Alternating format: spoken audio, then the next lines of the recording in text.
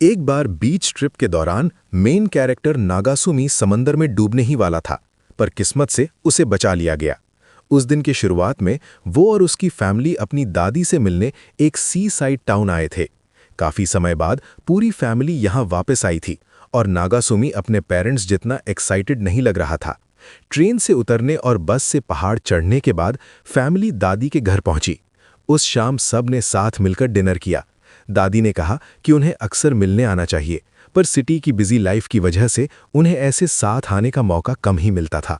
दादी ने सजेस्ट किया कि अगर वो ज़्यादा बिजी हैं तो नागासुमी और उसकी माँ उसके पापा को सिटी में छोड़कर अकेले यहाँ आ सकते हैं।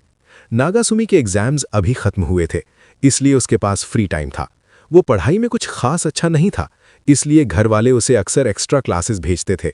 दादी ने बताया कि उसके पापा भी पढ़ाई में अच्छे नहीं थे, पर अब वो एक खुशहाल फैमिली के साथ अच्छी लाइफ जी रहे हैं, इसलिए नागासुमी को ज़्यादा चिंता करने की ज़रूरत नहीं है। डिनर के बाद पापा ने नागासुमी को अगले दिन स्विमिंग के लिए इनवाइट किया, पर वो इंटरेस्टेड नहीं लगा। पापा को लगा कि नागासुमी को स्विमिंग नहीं आती। अपनी प्राइड की वजह से उसने ये बात नहीं मानी और अगले दिन वो सच में डूबने लगा। जब वो बेहोश होने ही वाला था, एक मर्मेड ने उसे बचा लिया। शोर पर होश आने पर उसके पापा ने उसे वहां सोने के लिए डांटा और कहा कि उन्हें चिंता हो रही थी कि कहीं वो डूब तो नहीं गया। नागासुमी ने बताया कि क्या हुआ था, पर उसके पापा को यकीन नहीं हुआ। उन्होंने मजाक में कहा कि अगर वो सच में डूबा था तो शायद किसी मर्मेड ने बचा लिया होगा, पर यह सब बकवास लग रहा था। पापा ने उसे ठंड लगने से पहले घर चलने को कहा। उस रात नागासुमी ने फैमिली को समझाने की कोशिश की कि उसे सच में एक मर्मेड ने बचाया है। पेरेंट्स ने यकीन नहीं किया, पर दादी ने कहा कि अगर ये सच है तो कुछ बड़ा होने वाला है।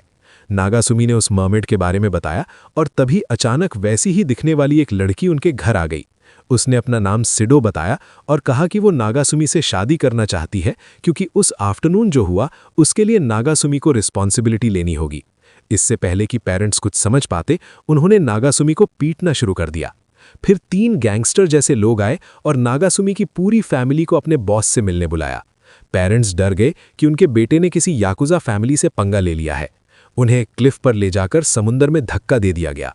फैमिली को लगा कि वो मरे जाएंगे, पर सिडो ने उन्हें पानी के अंदर खींचा और नागासुमी को समझ आया कि वही वो मर्मेड है जिसने उसे बचाया था। नागासुमी सिडो के घर के अंदर जागा और हैरान था कि मर्मेड सच में होती हैं और वो समुद्र की गहराई में है। सिडो के पेरेंट्स ने मिलकर बताया कि मर्मेड्स का एक रूल है, अगर कोई इंसान उनका असली रूप देख ले तो उस इंसान को मरना होगा। सिडो के पिता नहीं चाहते थे कि ये रूल टूटे और वो अपनी बेटी को बचाने के लिए किसी भी गवाह को मारना चाहते थे। मासा नाम के एक कर्ली हेड आदमी ने अपने बॉस को रोका और नागासुमी की फैमिली को फिक्र ना करने को कहा। सिडो ने यह बात नहीं मानी और कहा कि अगर उसके पिता उन लोगों को मार देंगे जिन्हें उसने बचाया है तो उसकी मेहनत बेकार जाएगी। वो खुद सजा भुगतने को तैयार थी, पर उसके पिता ने मना कर दिया। सिडिटो की मां ने नागासुमी को बताया कि उसके हस्बैंड गुस्से वाले हैं और बेटी बहुत जिद्दी है, इसलिए उन्होंने सुझाव दिया कि दोनों शादी कर ले ताकि मामला शांति से सुलझ जाए। नागासुमी के पेरेंट्स तुरंत मान गए, पर नागासुमी हिचकिचाया, जिससे सिडो के पिता फिर गुस्सा हो गए। उन्होंने शादी की बात छोड़कर अपने आदमियों को नागासुमी को मारने का ऑर्डर दे दिया। नागासुमी दरवाजे की तरफ भागा और उसे खोल दिया, जिससे पानी अंदर भर गया, पर सिडिटो के पिता ने उसके पीछे शार्क छोड़ दी, इसलिए सिडो उसे बैक एग्जिट से बाहर ले गई। जब वो सरफेस पर पहुंचे, सिडो अभी भी मर्मेड टेल फॉर्म में थी। नागासुमी ने उसे उठाया, हालांकि वो खुद मुसीबत में था। उसने पूछा कि रूल्स के खिलाफ जाकर भी उसने उसे क्यों बचाया। सिडो ने कहा कि यह बस उसकी ख्वाहिश थी, पर तभी सिडो के पिता ने उन्हें पकड़ लिया और एक ऑक्टोपस ने नागासुमी को उनकी तरफ फेंक दिया। वो अपनी तलवार निकालने ही वाले थे कि नागासुमी ने अचानक उन्हें ससुर जी कहकर पुकारा। नागासुमी ने अनाउंस किया कि वो सिडो के साथ फॉर्मल एंगेजमेंट के लिए तैयार है। वो उसे वक्त के साथ जान लेगा और बाद में फैसला सिडो पर होगा। मानने के बाद भी सिडो के पिता उसे पसंद नहीं कर रहे थे और उसे वापस समुद्र में फेंकने वाले थे।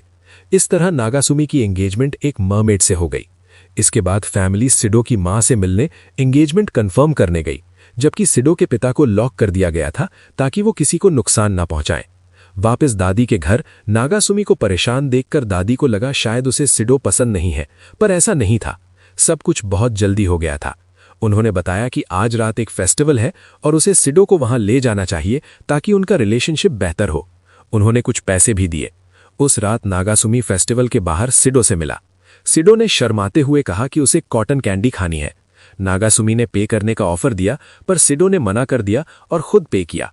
नागासुमी ने नोटिस किया कि कॉटन कैंडी शॉप का ओनर सिडो फैमिली का ही एक मर्मेड सर्वेंट था।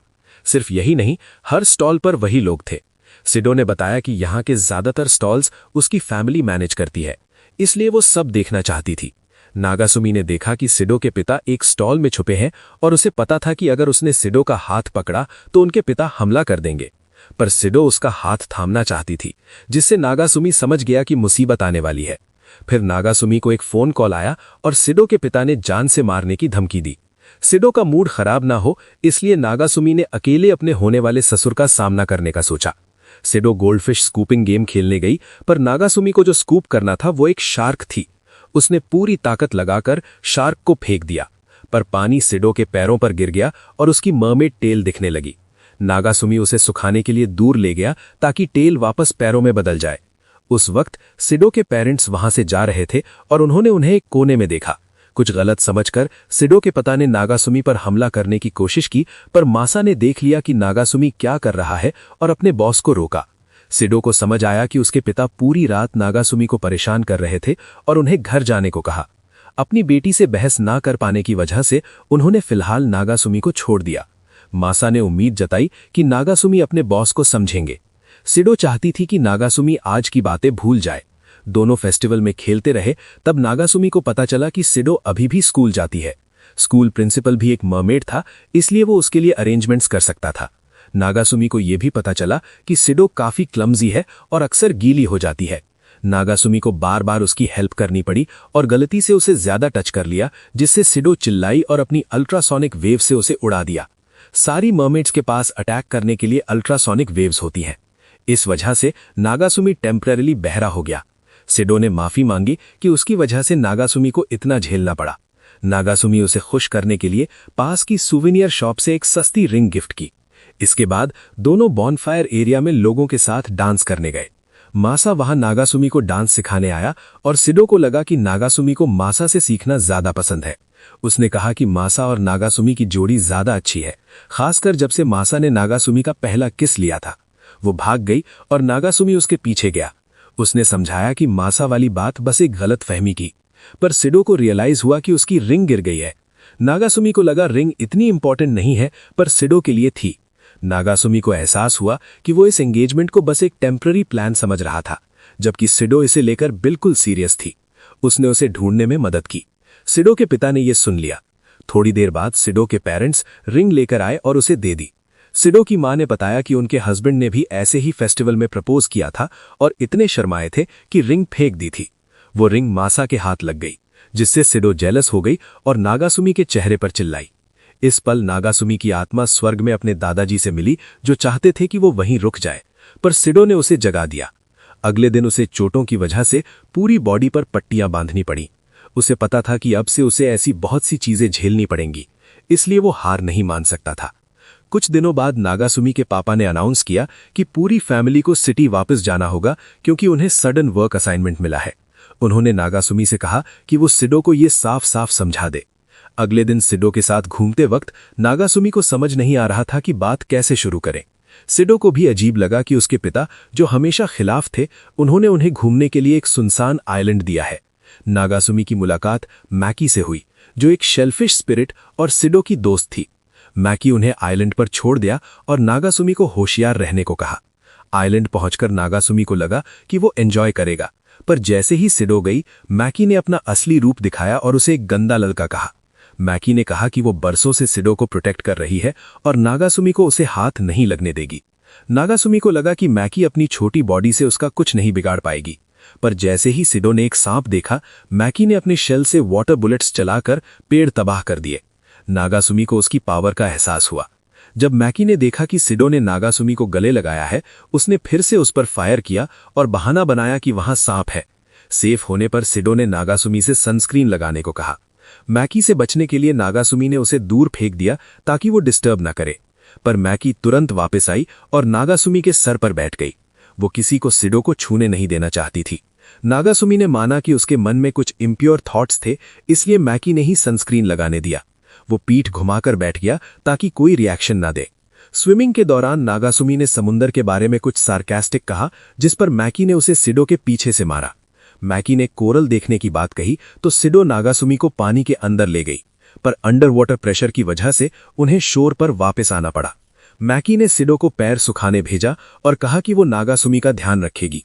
उसने नागासुमी को मारने का एक एक्सीडेंट प्लान किया, क्योंकि उसका मानना था कि ह्यूमंस और मरफोक को कभी एक दूसरे के बारे में नहीं जानना चाहिए, वरना एक स्पीशीज खत्म हो जाएगी।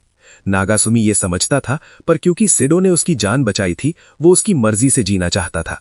मैकी ने परवाह नहीं की और उसे मारने ही वाली थी कि सिडो ने रोक लिया। सिडो ने मैकी को ब्लेम नहीं किया, पर अपनी डिसीजन की रिस्पेक्ट करने को कहा। मैकी ने नागासुमी को मारने का इरादा छोड़ दिया, पर फिर भी वो उससे तमीज से बात नहीं करती थी। उस दोपहर वापस आते वक्त नागासुमी ने बताया कि वो कल सिटी जा रहा है और हर हॉलिडे मिलने आएगा, पर सिडो ने फैसला किया कि वो नागासुमी के साथ सिटी जाएगी, क्योंकि वो उसकी मंगेतर है। मैकी और सेडो के पिता दोनों इस फैसले से बहुत गुस्सा और परेशान थे, लेकिन उनमें से कोई भी सेडो का मन नहीं बदल सका, इसलिए उनके पास उसे जाते हुए देखने के अलावा कोई चारा नहीं था।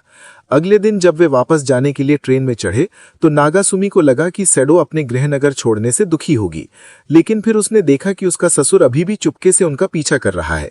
उसने पर्दा खींचा और उसे जोर से मारा, जिससे वो नीचे गिर गया, और जब उसने बैग खोला तो उसने देखा कि मैकी भी उनका पीछा करते हुए यहाँ आ गई थी, और इस तरह नागासुमी को एक और नए मोड़ का सामना करना पड़ा। जब वे घर पहुंचे तो नागासुमी ने मैकी से कहा कि वो अपना चेहरा ना दिखाए, ताकि अगर कोई उसे देखे तो कोई परेशानी ना हो, लेकिन उसके माता पिता ने मैकी को पूरी तरह से स्वीकार कर लिया और उसकी मासूम शक्ल से पूरी तरह धोखा खा गए, क्योंकि सिर्फ नागासुमी को पता था कि मैकी असल में उसे मारने के लिए भेजी गई हत्यारी थी। जब वे अंदर गए तो उसके माता पिता ने नागासुमी का कमरा सेडो को दे दिया और अपने बेटे को अटारी में भेज दिया, क्योंकि वो बचपन में वहां छिपकर खेलने जाता था, इसलिए उन्हें लगा कि वो वहां खुश रहेगा। नागासुमी ने इसे मानने से इनकार कर दिया और सेडो ने इसके बजाय अटारी में रहने की पेशकश की। नागासुमी ने बहादुरी से सेडो के लिए अपना कमरा छोड़ने का फैसला किया, लेकिन मैके ने उस फैसले का मजाक उड़ाया। उस रात जब नागासुमी नहा रहा था तो वो अपनी आने वाली जिंदगी के बारे में सोचने लगा। अचानक सेडो और मैके अंदर आ गए। सेडो शर्मिंदा हो गई और चिल्लाई, जिससे बाथरूम टूट गया। उसके माता पिता घर के नुकसान को देखकर हैरान रह गए, इसलिए सेडो ने इसकी भरपाई के लिए सोना निकाला और इसे अपने परिवार में शादी करने के लिए अपनी दहेज भी माना। सेडो ने फिर समझाने की कोशिश की कि क्या हुआ था, लेकिन मैके ने सारा इल्जाम नागासुमी पर डाल दिया, ये कहते हुए कि वो जानबूझकर बाथरूम में घुस गया था, जिससे उसके पिता ने उसे मुक्का मार दिया। अगले दिन नागासुमी ने सेडो का उसका कमरा सजाने में मदद की। जब वे खत्म कर चुके तो उसने सेडो को शॉपिंग के लिए बुलाया। उस समय मैके सो रहा था, इसलिए नागासुमी ने सेडो से कहा कि उसे सोने दो और वे दोनों साथ में शॉपिंग कर सकते हैं। वो बहुत खुश था कि उसे वो धागा अपने साथ नहीं ले जाना पड़ेगा। फिर नागासुमी और सेडो ने साथ में मजेदार और प्राइवेट समय बिताया। इस बीच उसकी माँ ये देखकर खुश हो रही थी कि मैके सोते समय कितनी प्यारी लग रही है। तभी मैके के मुंह से अजीब बातें निकलने लगी। उसी समय सेडो और नागासुमी ने अचानक देखा कि दो लड़के दो लड़कियों को परेशान कर रहे हैं। सेडो हीरो की तरह बीच में आना चाहती थी, लेकिन नागासुमी ने उसे उन बड़े लड़कों से दूर रहने की सलाह दी। तभी एक लड़की आई और दोनों लड़कों को रोक दिया, जिससे लड़कियां वहां से चली गईं। नागासुमी ने उसे पहचान लिया। वो स्कूल की क्लासमेट मोएरी थी। मेरी की पर्सनालिटी ऐसी थी कि अगर उसे लगता था कि कोई चीज सही है तो वो उसे हर हाल में करती थी।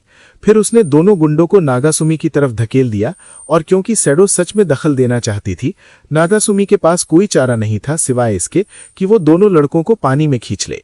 फिर उसे याद आया कि वो तैर नहीं सकता, जबकि वे दोनों तैर सकते थे। मोएरी उसे बचाने के लिए उसके पीछे कूद गई, लेकिन फिर उसे याद आया कि वो भी तैर नहीं सकती। सेडो को चुपके से दोनों गुंडों का ख्याल रखना पड़ा और दोनों को नागासुमी और मेवी को किनारे वापस लाना पड़ा। नागासुमी ने सोचा कि मेवी अब प्राइमरी स्कूल की बच्ची नहीं रही, इसलिए उसे और ज्यादा फेमिनिन बनना सीखना चाहिए। फिर उसे एहसास हुआ कि सेडो उसके पीछे है और उसने खुद को पानी के साथ बहने दिया ताकि सेडो को उसकी मरमेड पूंछ से निपटने में मदद कर सके। जैसे ही सेडो के पैर नॉर्मल हुए, मैके फिर से नागासुमी को इस जगह पर चुपके से सेडो को लाने के लिए सजा देने के लिए आ गया। मैके ने उस पर लगातार गोलियां चलाईं और उसे दूसरे कोने में धकेल दिया। मोएरी आ गई, जिससे नागासुमी को नाटक करना पड़ा कि मैके एक गुड़िया है।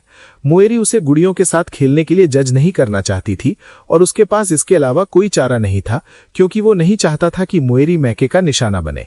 सेडो ने मोएरी की बहादुरी की भावना की तारीफ की और कहा कि वो पुलिस चीफ की बेटी है, इसलिए इस तरह की बातें उसके लिए नॉर्मल थीं।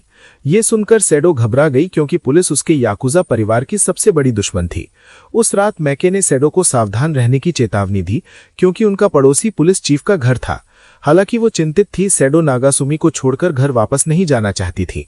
उसी पल नागासुमी सब कुछ जाने बिना अंदर आया और सेडो की अल्ट्रासोनिक वेव से उड़ गया। इसी बीच मासा एक बार में शराब पी रहा था जब सेडो का पिता आ गया। कुछ शराब पीने के बाद मासा बिना रैंक या फॉर्मेलिटी की परवाह किए बात करने लगा। अगर सेडो नहीं होती तो उसने कहा कि वो अपनी बेटी को घर लाने के लिए पूरी ट्रेन रोक देता। कुछ ही समय बाद नया स्कूल साल शुरू हुआ और नागासुमी मैके के रूप में एक अलार्म घड़ी के दौरान जागा, जो अगर वो समय पर नहीं हटा तो उसके सिर में चाकू मार देगा। कपड़े पहनकर सेडो से मिलने जाने के बाद उसकी मां ने उसे बताया कि सेडो के पिता ने एक चिट्ठी लिखी है कि वो आने वाले सेमेस्टर में हर समय सेडो की रक्षा करेंगे। ये सुनकर नागासुमी को ठंड लग गई। स्कूल में वो सरू नाम के एक क्लासमेट से मिला जो सच में एक बंदर जैसा लगता था। सरू ने सेडो के बारे में पूछा और नागासुमी ने कहा कि वो उसकी रिश्तेदार है। स्कूल के अंदर मोएरी उसके पास आई और सेडो के साथ उसके रिश्ते के बारे में पूछा। क्लास रेप ने कहा कि आज क्लास में एक नया स्टूडेंट और एक नया टीचर आएगा। उसके तुरंत बाद नया टीचर आ गया। सू को लगा कि वो सेडो है और वो आगे बढ़ा, लेकिन उसे टीचर ने मुक्का मारकर दूर फेंक दिया। नागासुमी ये देखकर हैरान रह गया कि नया टीचर उसका ससुर था। उसने कहा कि पुराना टीचर मैटरनिटी लीव पर चला गया है और फिर उसने सेडो को क्लास से मिलवाया। दोनों के सरनेम सुनकर मोएरी को शक हुआ कि उनके बीच कुछ चल रहा है। ससुर ने सेडो को टीचर की डेस्क के पास बिठाने की कोशिश की, लेकिन उसने उसके बजाय नागासुमी के पास बैठना पसंद किया। ससुर को यह पसंद नहीं आया, लेकिन क्योंकि नागासुमी पहले से ही वहां बैठा था इसलिए उसे दखल देने का कोई हक नहीं था। साथ ही क्योंकि एंट्रेंस सेरेमनी शुरू होने वाली थी इसलिए वे यहां और ज्यादा समय बर्बाद नहीं कर सकते थे। सेडो को साफ पता था कि उसके पिता यहां उस पर और नागासुमी पर नजर रखने आए हैं, लेकिन अब नागासुमी को याद आया कि सरू अभी भी उनके पीछे बेहोश पड़ा है, इसलिए वो उसे इन्फॉर्मरी ले गया। एक बार फिर वो ये देखकर हैरान रह गया कि उसकी सास भी यहाँ स्कूल की नर्स के तौर पर काम कर रही है। क्योंकि उनके परिवार के शिक्षा मंत्रालय में कुछ दोस्त थे इसलिए ये सब करना आसान था। जैसे ही सू जागा उसे तुरंत फिर से बेहोश कर दिया गया ताकि माँ और बेटी आसानी से बात कर सकें। उसकी सास ने तो ये तक कह दिया कि अगर नागासुमी को लगता है कि सेडो काफी नहीं है तो वो उसे दूसरी पत्नी के तौर पर लाने के बारे में सोच सकता है। नागासुमी घबरा गया और भाग गया और उसे पता चला कि मासा भी यहाँ बाकी दोनों के साथ टीचर के तौर पर काम करने आया है। इतना ही नहीं बल्कि ऑक्टोपस भी यहाँ आ गया है और नागासुमी हैरान था कि वो ऑक्टोपस को छिपाने में कामयाब रहे। वो शार्क जो हमेशा नागासुमी को खाना चाहती थी वो भी यही थी और मैटी की टीचर बन गई थी। सेडो को नागासुमी को बचाने आना पड़ा और उसे लगा कि स्कूल के इतने सारे टीचरों को बदलकर सबने हद पार कर दी है। ठीक उसी समय जब नागासुमी को लगा कि सेडो गुस्सा होगी और उन सबको वापस भेज देगी तो वो असल में खुश थी कि सब उसकी इतनी परवाह करते हैं। जहां तक नागासुमी की बात है उसे ये बिल्कुल पसंद नहीं आया क्योंकि अब से उसे अपने ससुर को रोज स्कूल में हर समय देखना पड़ेगा। जब वो निराश महसूस कर रहा था तो मासा इमोशनल सपोर्ट के तौर पर सामने आया। मासा समझ गया था कि नागासुमी अपने ससुर की हरकतों की वजह से दबाव में है, लेकिन उसने कहा कि अगर नागासुमी सिर्फ ऐसी बातों की वजह से सेडो को छोड़ देता है तो उसके लिए जो भावनाएं थीं उन्हें छोड़ना बहुत आसान था। उस सलाह की वजह से नागासुमी को आगे बढ़ने का कॉन्फिडेंस वापस मिल गया। सुबह जब वो स्कूल जाने के लिए तैयार हो रहा था तो सरू सेडो के साथ घूमने आया, लेकिन नागासुमी ने सरू को ये कहकर भगा दिया कि सिर्फ उसे ही सेडो पर एकाधिकार करने की अनुमति है। दोनों लड़ाई के लिए सीरियस मोड में आ गए। नागासुमी एक असली आदमी बनने के लिए दृढ़ था। तभी सरू को नागासुमी के बैग में एक गुड़िया मिली। उसने मैके को सिर बाहर निकालते देखा और उसे अंदर जाने के लिए कहा, लेकिन उसने कहा कि वो उसके जैसी गुड़िया से बात करके अजीब हरकत कर रहा है। फिर सरू ये सोचकर चला गया कि नागासुमी का कोई मेंटल ब्रेकडाउन हो गया है। बस इसी तरह एक आदमी बनने का उसका पहला कदम पहले ही कदम पर टूट गया। उस दिन स्कूल में नागासुमी सेडो के सामने दिखावा करना चाहता था, लेकिन उसके ससुर ने सिर्फ बकवास सिखाई। मास के सबक समझने में बहुत आसान थे, लेकिन उनका सिलेबस से कोई लेना देना नहीं था, इसलिए आखिर में नागासुमी कुछ भी दिखा नहीं पाया। बाद में पीई के दौरान सरू ने नागासुमी को लड़कियों के चेंजिंग रूम में झांकने के लिए बुलाया। सरू उसे लुभाता रहा, जिससे नागासुमी लगभग हार मानने वाला था, लेकिन उसने समय रहते खुद को संभाल लिया। फिर भी उसे शार्क टीचर ने देख लिया। सरू तुरंत भाग गया, जबकि शार्क ने उसे खाने की कोशिश करने का मौका देखा। घबराकर नागासुमी के पास लड़कियों के चेंजिंग रूम से सीधे भागने के अलावा कोई चारा नहीं था। उसे लड़कियों ने पकड़ लिया और मेरी तुरंत उसे मौत की सजा देना चाहती थी। उस दोपहर मेरी ने उससे पूछताछ की और उसे डांटा। नागासुमी ने सारा इल्जाम अपने ऊपर लेने और सारे राज छिपाने का फैसला किया। एक बार फिर उसकी मानसिक स्थिति हिल गई और वो सेडो के पास जाने के लिए आसमान में जाने के बारे में सोचने लगा। लेकिन सेडो सच में उसे ढूंढने आई। उसे अपना नाम साफ ना कर पाने के लिए बेकार महसूस हुआ। उसे विश्वास था कि नागासुमी ने जो किया उसके पीछे उसके कुछ कारण थे और उसे लगा कि अपने मंगेतर पर विश्वास करना उसका फर्ज है। असल में नागासुमी सिर्फ फर्ज के कारण सेडो का पति बना था, लेकिन अब सेडो के लिए उसके मन में जो भावनाएं थी वो और ज्यादा बढ़ने लगी। अगली सुबह नागासुमी ने सेडो से कहा कि अभी स्कूल में अपने रिश्ते को सीक्रेट रखें। सरू ने देखा कि उन दोनों के बीच कोई राज है और वो जानना चाहती थी, लेकिन जाहिर है उन दोनों ने मना कर दिया। हालांकि ससुर भी जानना चाहते थे कि उनके बीच क्या राज है, क्योंकि उन्हें चिंता थी कि नागासुमी सेडो के साथ कुछ ज्यादा आगे न बढ़ जाए। एक और दिन नागासुमी के पिता सुबह उठे तो देखा कि सेडो नाश्ता बना रही है। उन्हें अपने और अपनी पत्नी की जवानी के दिन याद आ गए, जब उनका प्यार बहुत खूबसूरत था। हालांकि घर खरीदने की वजह से उन पर अभी भी कर्ज था, लेकिन उन्होंने इसे एक ऐसी चीज माना जो उन्हें हमेशा के लिए एक साथ जोड़े रखेगी। फिर नागासुमी की माँ आई। उन्हें लगा कि उनके पति अपनी बहू को देख रहे हैं। नागासुमी भी नीचे आया और उसकी माँ ने सोचा कि क्या वो स्कूल में सेड्डो को परेशान कर रहा है, लेकिन उसने समझाया कि वे स्कूल में अपने रिश्ते को सीक्रेट रख रहे हैं ताकि स्कूल में कोई दिक्कत ना हो। सेड्डो को दूसरे लोगों से घिरा देखकर नागासुमी को थोड़ा अजीब लगा, क्योंकि अब वो सिर्फ उसी की नहीं थी। फिर नागासुमी लड़कों के एक ग्रुप से घिर गया, क्योंकि वो और सेड्डो बहुत ज्यादा प्यार से पेश आ रहे थे। मैरी उसे बचाने आई और सरू ने सेड्डो को बताया कि मोरी और नागासुमी बचपन से ही बेस्ट फ्रेंड है, इतने करीब कि उन दोनों ने एक बार साथ में कार्ड गेम टूर्नामेंट जीता था। मोरी को उन दिनों पर अभी भी गर्व था, जबकि नागासुमी को यह पसंद नहीं था और वो अब इसके बारे में बात नहीं करना चाहता था। एक कार्ड गेम के दौरान मोइरी ने नागासुमी और सिड्डो को खुशी खुशी साथ देखा और वो खेलने पर ध्यान नहीं लगा पाई। जब वो घर पहुंची तो उसने अपने और उन दोनों मुख्य किरदारों के बीच के रिश्ते के बारे में फिर से सोचना शुरू किया। उसे एहसास हुआ कि जब भी वो उन दोनों को एक साथ खुश देखती थी तो उसके अंदर एक तरह का इमरजेंसी अलार्म बजता था जो उसे उठने के लिए कहता था। अगले दिन मेलेरी ने देखा कि सिड्डो और नागासुमी एक ही घर से बाहर निकले हैं। उसे तुरंत नागासुमी को पकड़कर उससे पूछताछ करनी पड़ी। उसने कबूल करने से मना कर दिया, इसलिए उसने उसे स्वादिष्ट खाना खिलाने का सहारा लिया। बस ऐसे ही नागासुमी ने सब कुछ बता दिया कि वो और सिड्डो एक साथ कैसे रह रहे थे। इससे पूरी क्लास और मेवेरी हैरान रह गई। सरू ने बताया कि नागासुमी और सिड्डो रिश्तेदार हैं, इसलिए मेरी जानना चाहती थी कि सिड्डो के पिता क्या काम करते हैं। उसने ये भी कहा कि जो आदमी अभी नागासुमी को परेशान कर रहा था वो उसका अपना पिता था और उसकी माँ अभी उसके पिता के सिर पर मार रही थी। क्योंकि प्रिंसिपल ने इजाजत दे दी थी, इसलिए वो उसी क्लास में पढ़ पाई जहां उसके पिता पढ़ाते थे। लेकिन अभी नागासुमी को बहुत सारी नफरत भरी नजरों से देखा जा रहा था। क्लास रैप गुजरा और फिसल गया, जिससे सेड्डो के पैर पर पानी गिर गया। नागासुमी ने जल्दी से उसका पैर ढका और सुखाया। लड़कों का ग्रुप उसे खींच कर ले गया, जबकि मेरी चेक करने आई और उसे शक हुआ कि सेड्डो कोई राज छिपा रही है। अगले दिन नागासुमी ने अंदाजा लगाया कि मोइरी ने शायद सेड्डो की पूंछ देख ली होगी।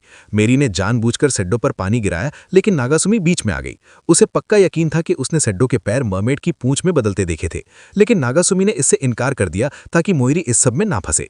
स्थिति ऐसी थी, मोइरी को पक्का यकीन था कि नागासुमी कुछ छिपा रहा है।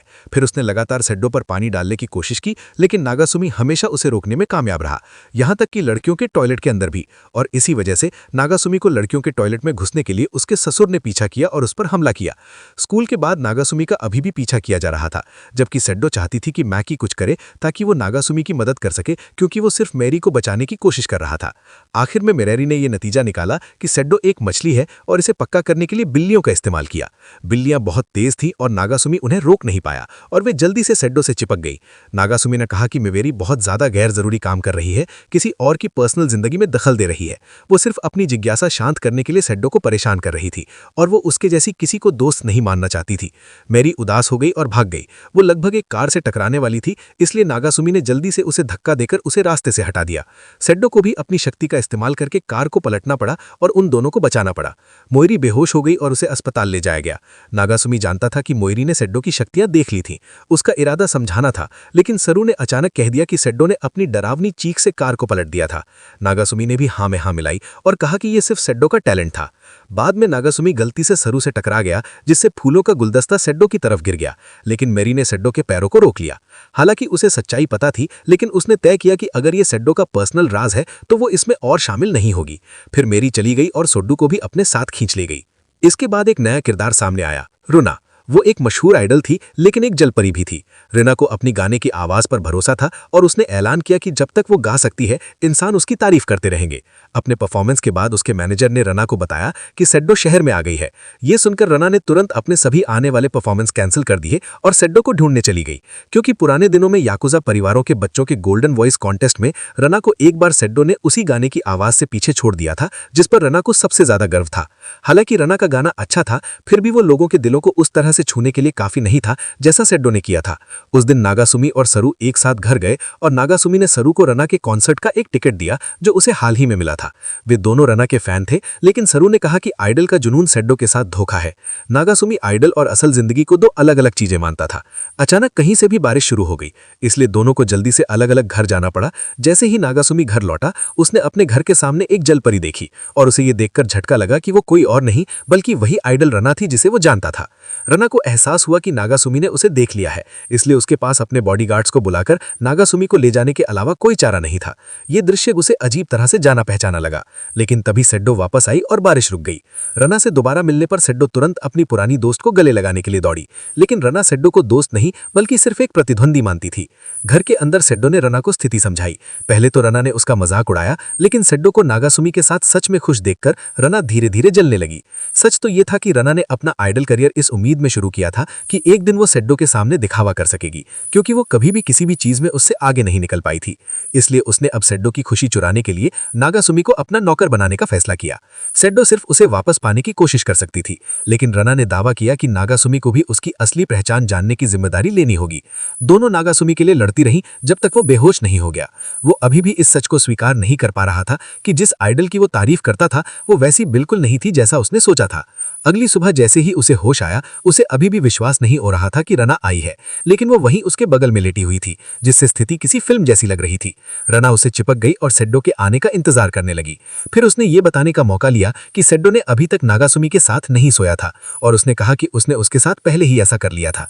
सेड्डो को बहुत बुरा लगा। उसने अपना पहला किस मासा को खो दिया था और अब अपना पहला बार रना को। लेकिन नागासुमी ने सेड्डो को दिलासा देने की कोशिश की, कहते हुए कि साथ सोना और वो करना दो अलग अलग चीजें हैं। रना ने दोनों को अलग किया और कहा कि क्योंकि उसने नागासुमी को अपना नौकर मान लिया था, इसलिए वो सिर्फ उसकी दया की वजह से जिंदा था। जब वे स्कूल पहुंचे तो सब हैरान थे कि आइडल रना ट्रांसफर लेकर स्कूल आ गई है। इंट्रोडक्शन के दौरान उसने सेड्डो की पिता पर कुछ ताना मारा और ये भी बताया कि वो सेड्डो की पड़ोसन है। हारू जानना चाहता था कि नागासुमी मशहूर लोगों के साथ क्यों घूमता रहता है और मजाक में कहा कि अगर नागासुमी के पास कोई जादुई चिराग या ड्रैगन बॉल्स है तो उसे उधार दे दे। नागासुमी ने बताया कि वो अब रना का स्लेव बन गया था और उसे उसके साथ रहना पड़ता था, लेकिन सरू ने कहा कि आइडल के साथ रहना स्लेव बनने लायक है। सरू ये बात मान नहीं सका कि स्कूल की दो सबसे पॉपुलर लड़कियां नागासुमी के घर में रह रही थी। वो स्पिरिचुअली अवेकन होने लगा और इस मंडेन वर्ल्ड से ऊपर उठना चाहता था। रना सेड्डो के पास जाकर बैठ गई और स्कूल में पॉपुलैरिटी में उसे पीछे छोड़ने का अपना इरादा बताया। उसने अपनी नोटबुक भूल जाने की शिकायत की और किसी और की नोटबुक उधार मांगी और उसे तुरंत कई ऑफर मिले, जिसमें सेड्डो का भी ऑफर था जिसे और भी ज्यादा ऑफर मिले। नागासुमी को एहसास होने लगा कि उसकी पत्नी सच में कितनी पॉपुलर थी। क्लास के दौरान मासा ने सेड्डो को एक सवाल का जवाब देने के लिए बोर्ड पर बुलाया और फिर रना को बुलाया, लेकिन रना ने न जानने का नाटक किया। क्लास में हंगामा हो गया और सब मासा के खिलाफ हो गए। जब नागासुमी ने मासा का बचाव करने की कोशिश की तो वो भी इस झगड़े में फंस गया। क्लासरूम अब दो साफ गुटों में बन गया था, टीम रना और टीम सेड्डो। सरू ने नागासुमी को चेतावनी दी कि ये लड़ाई बेकाबू होती जा रही है, कि अगर इसे नहीं रोका गया तो ये न्यूट्रल स्टूडेंट्स को भी प्रभावित करेगी और एक बड़ा युद्ध छिड़ सकता है जिससे स्कूल बर्बाद हो जाएगा। 3 दिनों के अंदर दोनों कट्टर गुट मजबूत हो गए थे, लेकिन सबसे ज्यादा परेशान नागासुमी खुद था। दोनों ग्रुप उसका पीछा कर रहे थे क्योंकि वो दोनों स्कूल आइडल का पसंदीदा था। रना के फैंस से बचकर निकलने पर वो सेड्डो के फैंस के चंगुल में फंस जाता और भले ही मेरी ने दखल देने की कोशिश की, लेकिन उसकी बातों से कोई सहमत नहीं हुआ। इसलिए उसने इसे हैंडल करने के लिए डिसिप्लिनरी कमेटी को बुलाया। क्लास रिप्रेजेंटेटिव आया और नागासुमी को छिपाने के लिए खींच कर ले गया। मेरी ने मौजूदा हंगामे का आरोप उस पर लगाया और उससे रना और सेड्डो में से किसी एक को चुनने को कहा, लेकिन नागासुमी ने जोर दिया कि वो किसे चुनता है इससे उनका कोई लेना देना नहीं था। फिर भी जो कुछ भी हुआ था उसके देखते हुए ये मायने रखता था और अगर उसने जल्द ही कोई फैसला नहीं किया तो उसे खुद के बचाव के लिए युद्ध मैदान में फेंक दिया जाएगा। इसी दौरान सेड्डो युद्ध खत्म करने का प्रस्ताव लेकर रना से मिलने गई, लेकिन रना का मानना था कि ये तभी खत्म होगा जब एक पक्ष हार जाएगा। एक पहाड़ पर दो शेर नहीं हो सकते। सेड्डो हार मानने को तैयार थी, लेकिन इससे रना और भी ज्यादा गुस्सा हो गई। इस बीच नागासुमी को बाहर फेंक दिया गया ताकि उसका पीछा किया जा सके, जबकि स्कूल के ज्यादातर टीचर्स को लगा कि स्टूडेंट सिर्फ टैग खेल रहे हैं। नागासुमी फिर से ज्ञानी सरू से मिला, जिसने उसे भागना बंद करने की सलाह दी। सिर्फ उसी के पास दोनों गुटों के बीच मौजूदा स्थिति को बदलने की शक्ति थी। नागासुमी समझ गया और उसने बिचौलिया करने का फैसला किया। हालांकि जब वो घर लौटा तो उसे पता चला कि कुछ दिन पहले मैकी रना के बॉडीगार्ड्स के साथ हाथापाई में घायल हो गया था। उसके ससुराल वालों ने रना को खत्म करने के लिए पूरे खानदान को इकट्ठा करने का फैसला किया, क्योंकि अब ये सिर्फ फैंस की लड़ाई नहीं रह गई थी, बल्कि परिवारों के बीच युद्ध बन गया था। अगर रना की तरफ से किसी ने उन पर हमला किया तो वे भी पलटवार करेंगे। सेड्डो खुद जाकर मामला सुलझाना चाहती थी, लेकिन नागासुमी ने उसे रोक दिया, कहते हुए कि पति के तौर पर यह उसकी जिम्मेदारी है कि वो इस बेकार के झगड़े को खत्म करे। फिर वो रना से मिलने गया और उसने प्रस्ताव दिया कि वो सेड्डो के साथ गाने के जरिए सब कुछ सुलझा ले। अगर सेड्डो हार गई तो वो जिंदगी भर रना की नौकरानी बन जाएगी। कुछ दिनों बाद स्टेज तैयार था और रना बेसब्री से सेड्डो को हमेशा के लिए हराने का इंतजार कर रही थी। वो इस पल का बहुत लंबे समय से इंतजार कर रही थी। वो पिछले मुकाबले के दर्शकों को यह साबित करना चाहती थी कि सेड्डो को जीत दिलाकर उन्होंने गलती की थी। यहां तक कि रना के मैनेजर ने भी देखा कि उसने इतने सालों में इतना उत्साह कभी नहीं दिखाया था। परफॉर्मेंस की शुरुआत में रना ने घोषणा की कि वो और सेड्डो बारी बारी से गाएंगे, और फिर शो तुरंत शुरू हो गया। रना के पहले गाने के बाद नागासुमी उसकी आवाज से साफ तौर पर हिल गया, जिससे उसके ससुर ने गुस्से में उसे दूर धकेल दिया। रना ने अपने ज्यादा फैंस को बुलाकर अपना फायदा पक्का कर लिया था, ये दावा करते हुए कि यह धोखा नहीं बल्कि सिर्फ एक आइडल और एक आम स्कूल लड़की के बीच का अंतर था। सेड्डो ने चुनौती स्वीकार की और हिम्मत से घोषणा की कि वो रना को उसी के गाने से हराएगी। फिर सेड्डो ने रना के डांस मूव्स और गाने का इस्तेमाल करके परफॉर्म किया। उम्मीद के विपरीत हालांकि उसकी टेक्निक थोड़ी कच्ची थी, लेकिन इसने कैमरामैन का पूरा ध्यान अपनी तरफ खींचा। हालांकि रना के फैंस ने इसे चोरी कहकर खारिज करने की कोशिश की, लेकिन आखिरकार वे सेड्डो की आवाज से अभिभूत हो गए। रना ने दखल देने की कोशिश की, लेकिन टकराने के बजाय दोनों ने एक साथ परफॉर्म किया। स्टैंड में मौजूद भीड़ पागल हो गई। मासा को एहसास हुआ कि यह मरमेड सिंगिंग का एक साइड इफेक्ट था, जिसे अप्राकृतिक रूप से बढ़ाया गया था। नागासुमी पर इसका असर सिर्फ इसलिए नहीं हुआ क्योंकि उसने इसके प्रति प्रतिरोधक क्षमता बना ली थी। मोएरी ने दखल देने की कोशिश की और इस बेतुकी लड़ाई को रोकना चाहा, लेकिन वो जो कुछ देख रही थी उससे इतनी परेशान हो गई कि वो सब कुछ जला देना चाहती थी। स्टेज एक ऐसी चीज में बदल गया था जिसके बारे में बात नहीं की जा सकती थी। इसलिए रना ने दोनों फैन ग्रुप्स को फिर से लड़ने के लिए उकसाने के लिए एक युद्ध गीत गाया। नागासुमी ने सेड्डो से माहौल को शांत करने के लिए एक शांति गीत गाने को कहा। सेड्डो मान गई, लेकिन उसे नागासुमी के सपोर्ट की जरूरत थी। उसे हिप्नोटाइज किया गया और एक मार्शल आर्ट्स मास्टर में बदल दिया गया, जिसने कुछ रहस्यमयी स्टाइल से कई लोगों को हरा दिया। सिडो की शांतिपूर्ण धुन और नागासुमी के मुक्कों के तहत दोनों तरफ के फैंस ने आखिरकार हार मान ली। मैके को चोट पहुंचाने के लिए रैना को जिम्मेदार ठहराया जाने वाला था, लेकिन तभी मैके सामने आई और उसने माना कि उसी ने पहले रैना पर हमला करने की कोशिश की थी, क्योंकि वो इस बात से नाराज थी कि रैना ने सिडो की जिंदगी खराब कर दी थी। हालांकि उसने गलती से खुद को एक बिजली के खंभे से टकराकर बेहोश कर लिया था, शर्मिंदा हुई और चोट लगने का झूठ बोला। सच तो ये था कि दोनों परिवारों के बीच कोई दुश्मनी नहीं थी। इसी के साथ झगड़ा सुलझ गया। अगले कुछ दिनों में रैना ने एक नॉर्मल जिंदगी जीने के लिए नागासुमी के घर रहने का फैसला किया। उसने नागासुमी की मां से एक बार भी पलटकर बात करने की हिम्मत नहीं की। कुछ दिनों बाद स्कूल में बॉल खेलते समय सारू ने जमीन के नीचे से एक जोरदार गड़गड़ाहट सुनी। अचानक स्कूल के मैदान के नीचे से एक रहस्यमयी पनडुब्बी निकली। पनडुब्बी का मालिक काई था, एक ऐसा आदमी जो लंबे समय से सिडो का पीछा कर रहा था। काई ने खुद को एक ऊंचे खानदान का बताया और तलवार लेकर उस आदमी से निपटने के लिए भागा जिसने उससे सिडो को छीन लिया था। लेकिन सिडो ने काई पर बॉल मारकर उसे पीछे धकेल दिया। मोई ने फिर काई पर हमला करने और सरकारी संपत्ति को नुकसान पहुंचाने का आरोप लगाया, जिससे उसने तुरंत सब कुछ ठीक करने और मुआवजा देने के लिए पैसे फेंक दिए। हालांकि मैरी ने फिर भी काई को गिरफ्तार कर लिया, ये कहते हुए कि ये रिश्वत थी। जल्द ही सभी को पता चला कि काई जापान के सबसे शक्तिशाली और विश्व स्तर पर मशहूर ग्रुप का बेटा था। काई आज अपनी दुल्हन सिडो को वापस लेने आया था। उसने नागासुमी पर सिडो को किडनैप करने और इस शहर में लाने के लिए मजबूर करने का आरोप लगाया, लेकिन नागासुमी ने तर्क दिया कि काई कभी भी सिडो का पति होने का दुख नहीं समझ पाएगा। सिडो को लगा कि नागासुमी इस रिश्ते में खुश नहीं है, लेकिन उसने ये सिर्फ ड्रामा करने के लिए कहा था। काई को याद आया कि 4 साल पहले जब वो अकेला और अलग थलग रहता था तो सिडो उसके घर आई थी और उससे बात की थी। उसने उसे सिखाया कि कैसे ज्यादा मिलनसार बना जाए, और तब से उसकी नजरें सिर्फ उसी पर थीं। फिर रुन्ना बीच में आई और काई से सिडो का पीछा छोड़ने को कहा, लेकिन काई ने प्यार से उसे मना कर दिया, ये कहते हुए कि हालांकि वो बहुत अच्छी थी, लेकिन उसका दिल अभी भी सिडो के साथ था। रुन्ना ये बात मान नहीं पाई और उसने फिर से सिडो को चुनौती दी। मैरी को बाहर बढ़ते हुए हंगामे को कंट्रोल करना पड़ा। जबकि काई ने पूरे भरोसे से कहा कि नागासुमी कभी सिड्डो को खुश नहीं कर सकता। नागासुमी ये दर्दनाक सच इतनी जल्दी सुनकर हैरान रह गया, क्योंकि वो दौलत, शक्ल और काबिलियत में काई से कम था। दोनों में झगड़ा हुआ और वे बाहर पहुंच गए, जहां नागासुमी ने देखा कि काई लग्जरी में रहने के बावजूद बचपन में रेगिस्तान में खो जाने के कारण खुली जगहों से डरता था, इसलिए उसे तंग जगहें पसंद थीं। फिर काई ने नागासुमी को रिश्वत देने की कोशिश की ताकि वो उसे अंदर जाने दे। सिडो निराश था, क्योंकि काई, जो कभी भौतिकवाद से नफरत करता था, अब पावर और पैसे के नशे में अंधा हो गया था। ये महसूस करके काई ने जाने का फैसला किया और अपनी सबमरीन में चला गया। कुछ ही समय बाद उसने उनके स्कूल में भी एडमिशन ले लिया। एक बार स्कूल में स्पोर्ट्स फेस्टिवल हुआ और सभी को हैरानी हुई। काई ने घोषणा की कि वो प्रतियोगिता में नागासुमी को हरा देगा, जिससे नागासुमी को भी भाग लेना पड़ा। पहला इवेंट लड़कियों की स्प्रिंट रेस थी, जिसमें सिडो ने हिस्सा लिया, लेकिन उसके पिता ने घोषणा की कि जो भी उसे ओवरटेक करने की हिम्मत करेगा वो उसे मार डालेगा, जिससे बाकी सभी धावक पीछे हट गए। सिडो ने क्लास रेप से रेस को फेयर तरीके से दोबारा करवाने के लिए कहा और वो फिर से जीत गई। अगला इवेंट लड़कों की स्प्रिंट रेस थी। काई ने खुली जगहों के डर को दूर करने के लिए स्पेस सूट पहना, लेकिन इससे उसकी स्पीड बहुत धीमी हो गई। अगले इवेंट में रोल प्ले करना था, जिसे यहां नियमों के साफ न होने के कारण छोड़ दिया गया है। कई राउंड के बाद रेना, सिडो और मैवरी को बहुत सारे फैंस मिल गए थे, जबकि क्लास रेप को पूरी तरह से नजरअंदाज कर दिया गया, जिससे वो गुस्से में आ गई। लंच के दौरान नागासुमी की मां सिडो और राटरू द्वारा बनाया गया खाना लाई। उनके खाने में जमीन आसमान का फर्क था। फिर उसने मासा को खाना दिया, जिससे पता चला कि न सिर्फ नागासुमी बल्कि उसकी मां को भी उसके लिए फीलिंग्स थीं। लंच के बाद फ्लैग चुराने वाला घुड़सवारी का इवेंट था। काई ने एक भाला निकाला, लेकिन उसके भारी वजन के कारण उसकी घोड़े की टीम गिर गई, जिससे उसका हेलमेट टूट गया। खुले मैदान को देखकर वो घबरा गया और चिल्लाने लगा। सारू, जो अब उसका खुद का कोशिश किया हुआ नौकर था, उसे एक एक्स्ट्रा हेलमेट दिया। काई ने सारू को अपना सबऑर्डिनेट मान लिया और महसूस किया कि उसकी टीम अभी भी पॉइंट्स में आगे थी।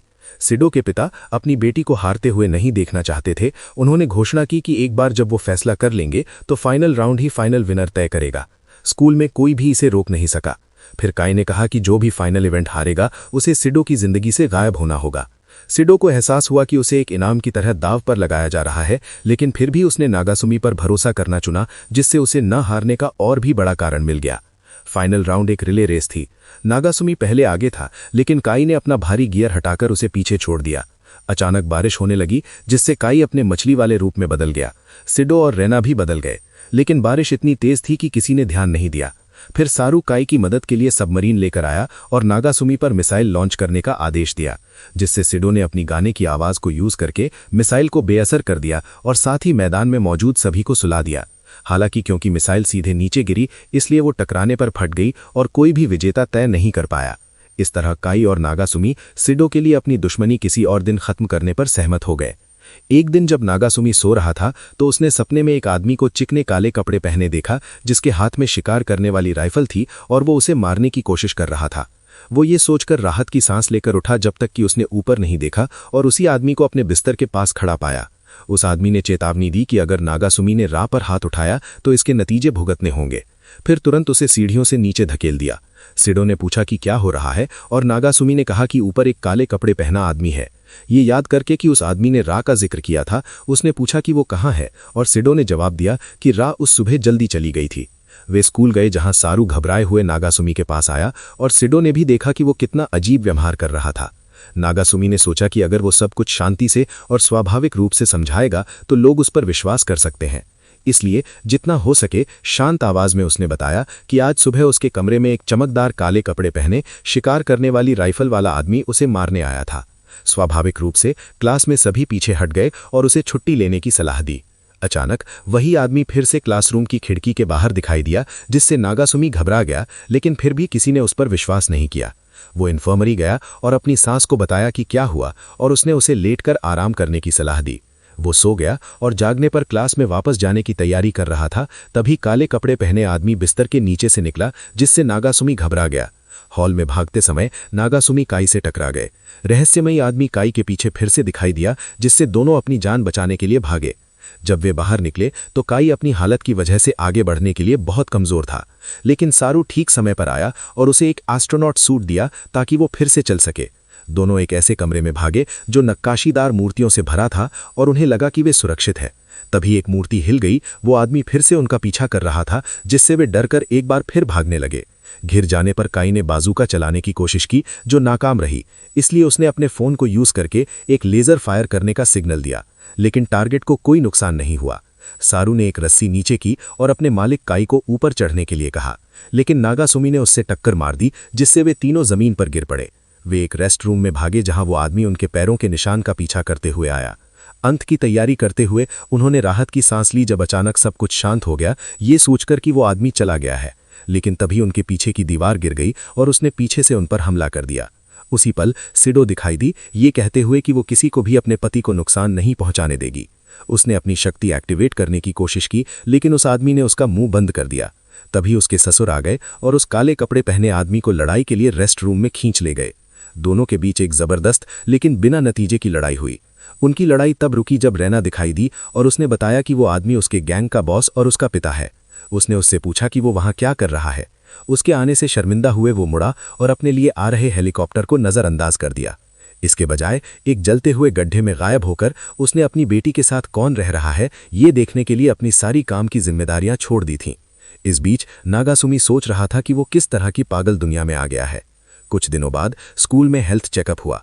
लड़कियों को नाप लेने के लिए कपड़े उतारने को कहा गया।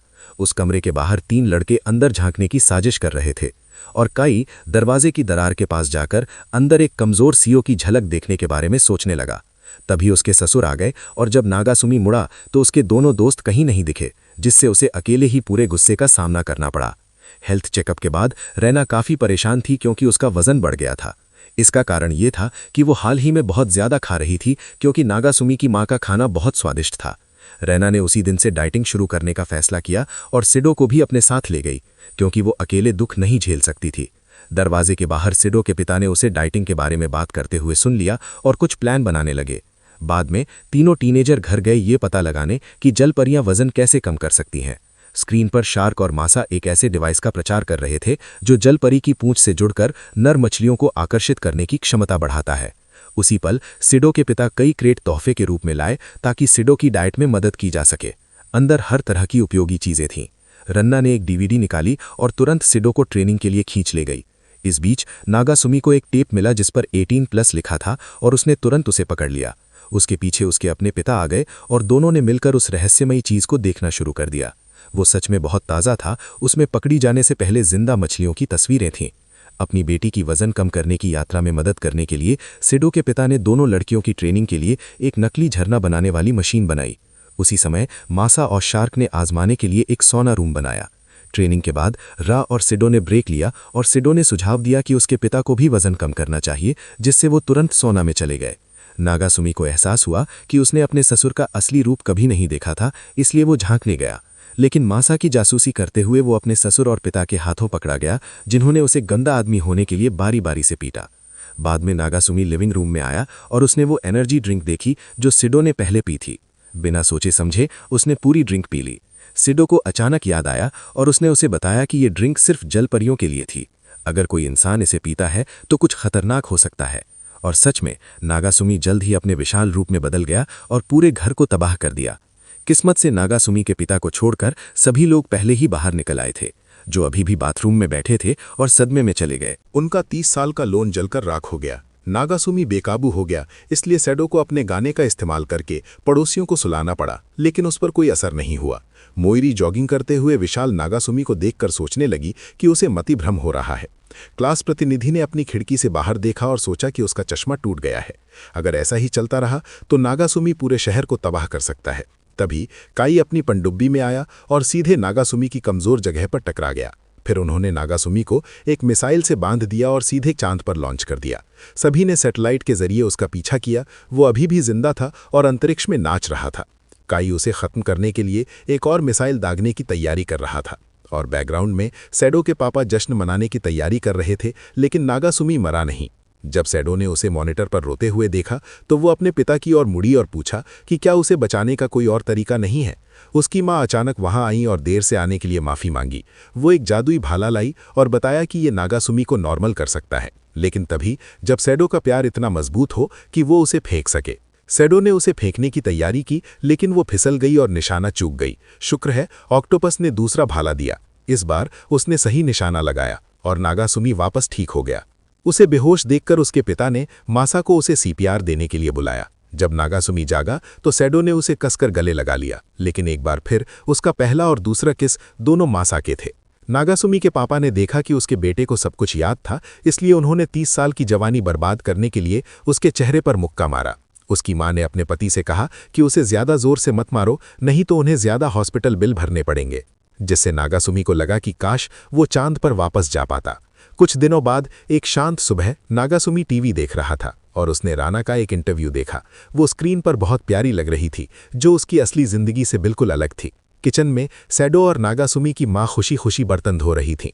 मां बहुत खुश थी कि वो हमेशा से सैडो जैसी बेटी चाहती थी। उसने कहा कि लड़के वैसे भी बेकार होते हैं। वो इस बात से भी खुश थी कि रा के पिता की वजह से उनका घर फिर से बन गया था, जिनकी एक कंस्ट्रक्शन कंपनी थी। उसके बाद नागासुमी की मां ने सामान खरीदने के लिए शॉपिंग पर जाने का फैसला किया और लड़कियों को भी साथ चलने के लिए कहा, लेकिन रैना ने मना कर दिया, ये कहते हुए कि ऐसे काम उसके घर में नौकरानियों के लिए होते हैं। इसलिए नागासुमी की मां और सैडो साथ चले गए और रा को नागासुमी के साथ अकेला छोड़ दिया।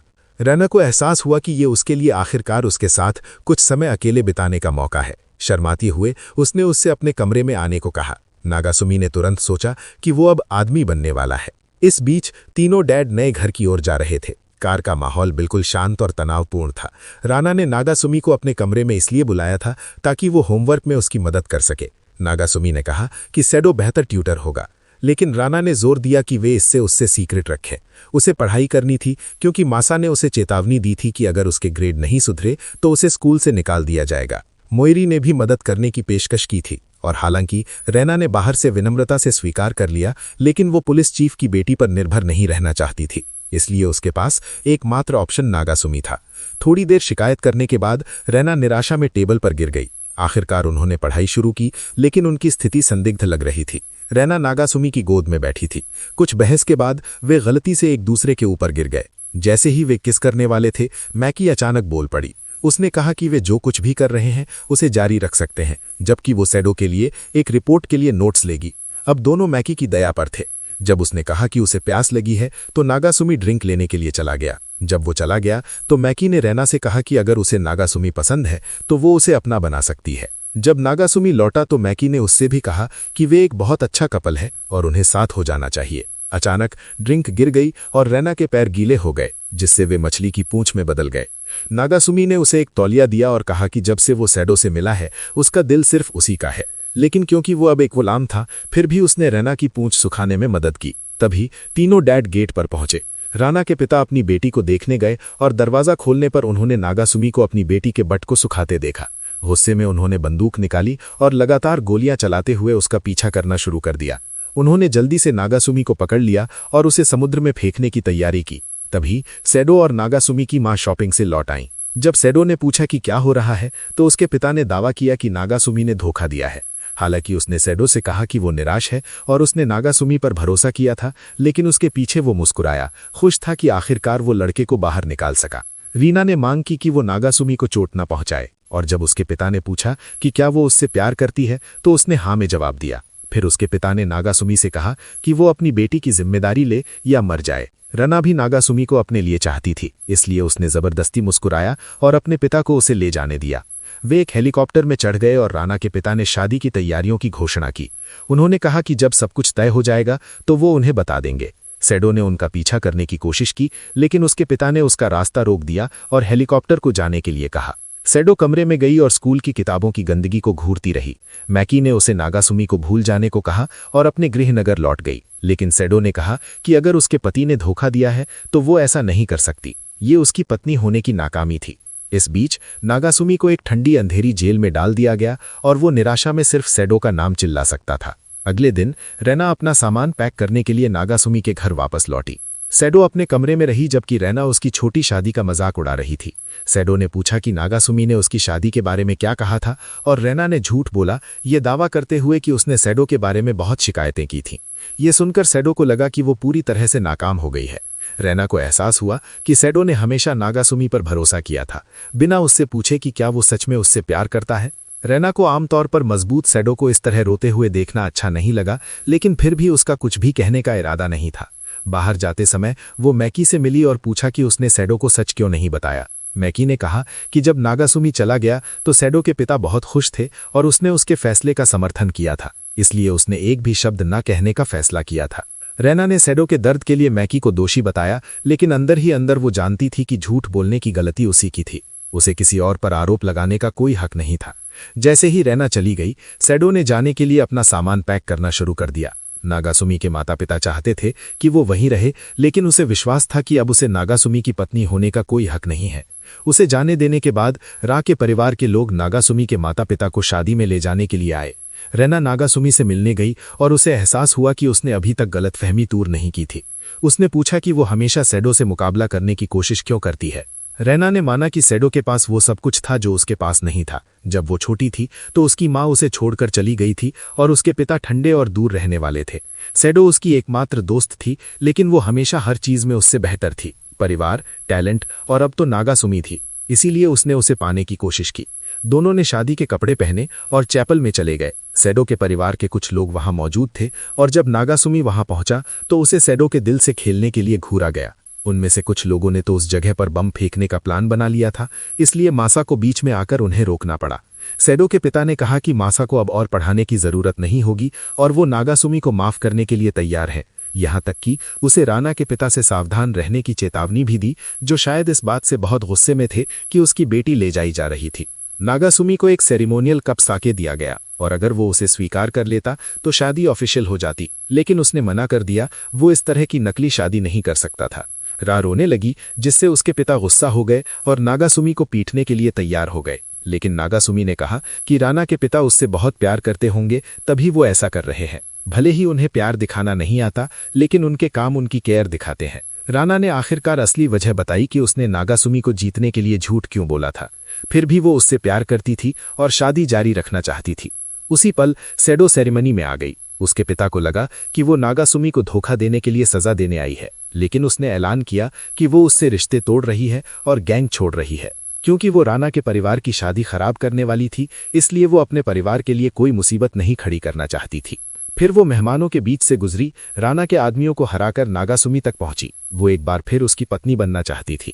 नागासुमी ने कहा कि वो हमेशा से उसकी पत्नी थी, लेकिन अब उसे राना के पूरे परिवार के खिलाफ अकेले खड़ा होना था। मासा और दूसरे लोग अपनी लेडी की रक्षा के लिए आगे आए। जैसे ही दोनों परिवार खूनी लड़ाई करने वाले थे, रा के मैनेजर ने एक सल्यूशन बताया। राना और सैडो अपने गाने से झगड़ा रोकेंगे। फिर दोनों गुटों को थकने तक नाचने के लिए मजबूर किया गया। रैना ने आखिरकार नागासुमी पर जोर न डालने का फैसला किया और समय को उसका भविष्य तय करने दिया। कुछ ही समय बाद नागासुमी और गैंग स्कूल लौट आए। सैडो अपने पिता के पास गई और उनसे कहा कि वो उसके रिश्ते तोड़ने की बात भूल जाए। वो तुरंत उदास से फिर से खुश हो गए। दिन बीत गए और नागासुमी के पिता को याद नहीं था कि उन्हें लिविंग रूम में खाना खाए हुए कितना समय हो गया था। उन्हें लगा कि पूरा परिवार उन्हें भूल गया है। लोग उनके बारे में कम और मैकी के बारे में ज्यादा बात कर रहे थे। उन्होंने घर में अपनी भूमिका पर सवाल उठाना शुरू कर दिया। स्कूल में ग्रुप ने मैकी को एक बिल्ली को चाटते हुए देखा। नागासुमी ने बिल्ली को छुआ और महसूस किया कि तीनों लड़कियां, मैकी, रैना और सैडो, उससे डरती थीं। रना भी इसे मानने से मना कर दिया, लेकिन नागासुमी बिल्ली को और पास ले आया। वो समझ गया कि आखिर में सभी मुरोके बिल्लियों से डरते थे, वे मछलियां थीं। फिर वो बिल्ली को स्कूल ले आया और 3 लड़कियों को छोड़कर सबने उसे बहुत पसंद किया, जो क्लासरूम के बाहर छिपी हुई थीं। बाद में नागासुमी ने काई को बिल्ली दिखाने की कोशिश की और पता चला कि वो भी उनसे डरता था। नागासुमी ने अपने ससुर को डराने के लिए बिल्ली का इस्तेमाल करने के बारे में सोचा, लेकिन मासा वहां से गुजरा और उसे बिल्कुल भी डर नहीं लगा। उसने कहा कि उसे इस डर की आदत बहुत पहले से ही हो गई थी। तभी नागासुमी को एहसास हुआ कि बड़े मुरौके बिल्लियों से नहीं डरते, इसलिए बूढ़े आदमी को डराने का उसका प्लान फेल हो गया। लेकिन तभी उसके ससुर आए और जैसे ही उन्होंने बिल्ली को देखा, वे तुरंत पीछे हट गए। पहली बार नागासुमी का पलड़ा भारी था और वो खुशी खुशी बिल्ली के साथ अपने ससुर का पीछा करने लगा।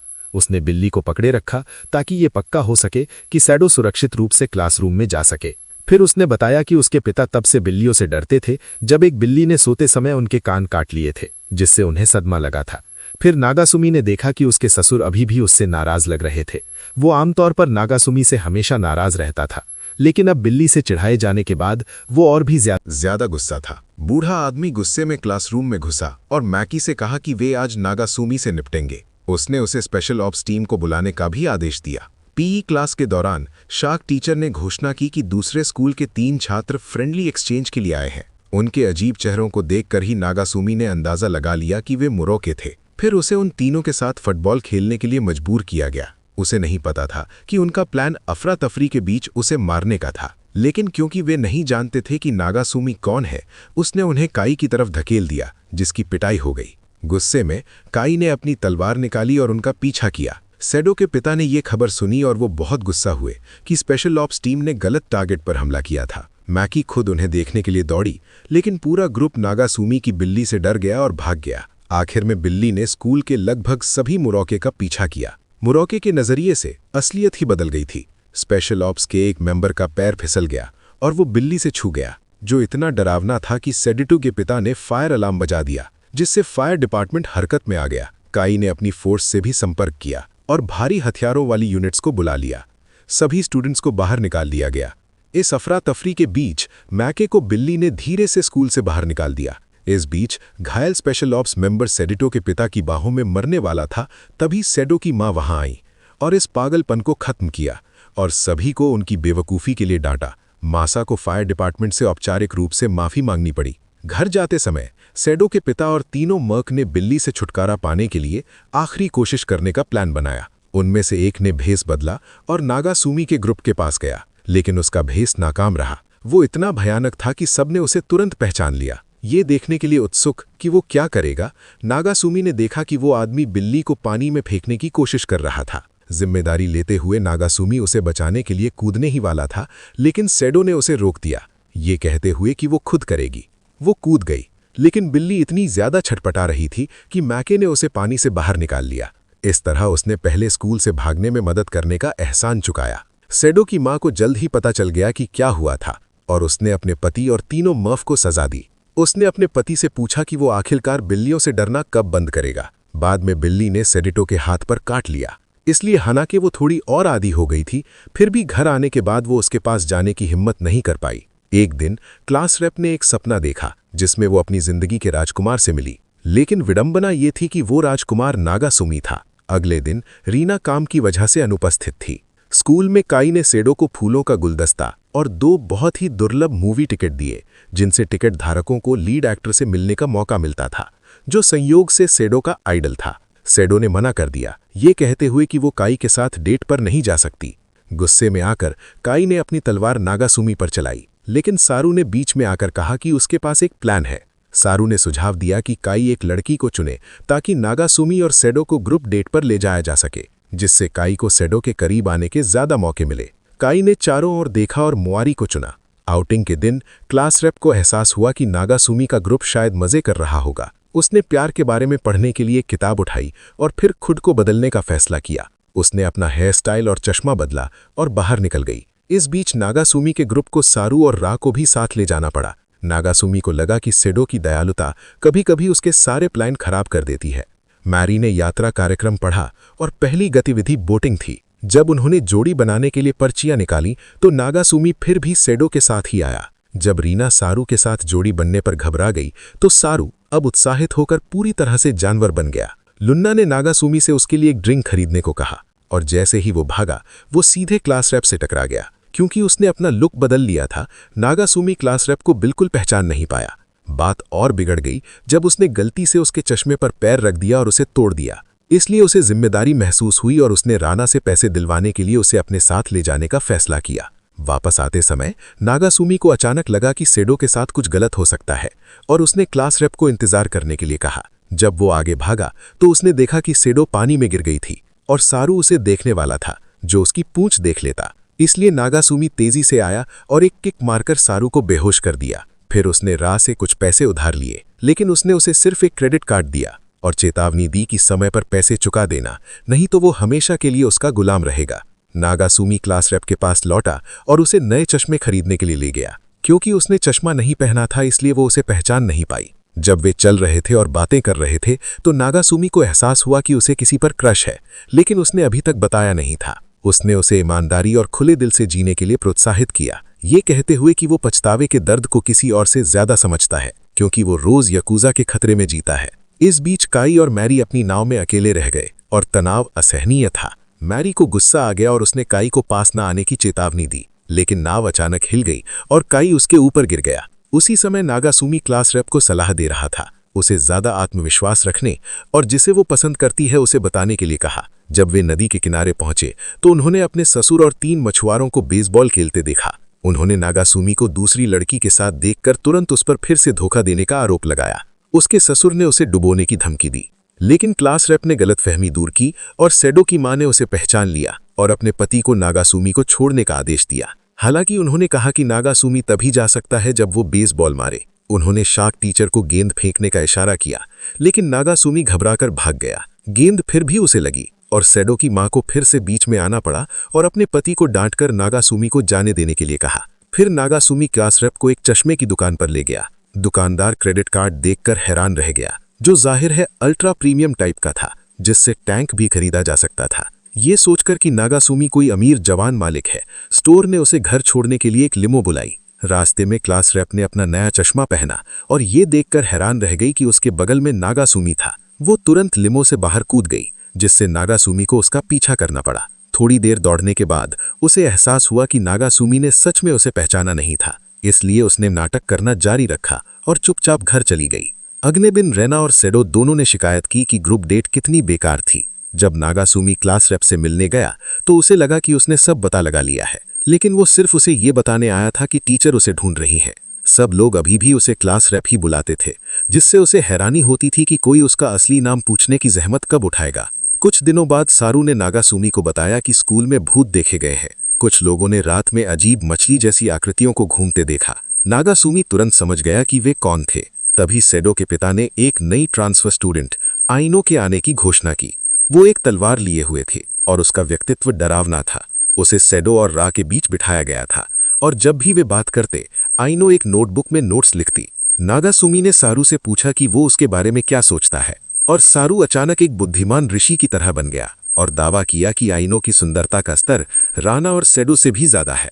नागासुमी को सारू को ज्यादा अजीब होने से रोकना पड़ा। फिर आइनो ने नागासुमी से बात करने की कोशिश की और उसे एक पागल क्लास में कुछ सामान्य लोगों में से एक पाया। बाद में काई की काई से फिर से झड़प हो गई और आकिनो ने तलवार की म्यान का इस्तेमाल करके एक तेज चाल से उन्हें रोक दिया। बाद में उसने सेडो को बताया कि वो भी एक मरमेड है और एक इंस्पेक्टर है, जिसे ये मूल्यांकन करने का काम सौंपा गया है कि कौन से मुरोके इंसानी दुनिया में रहने के फिट हैं। काई पहले ही उसकी परीक्षा में फेल हो चुका है और जल्द ही उसे समुद्र में लौटना पड़ेगा।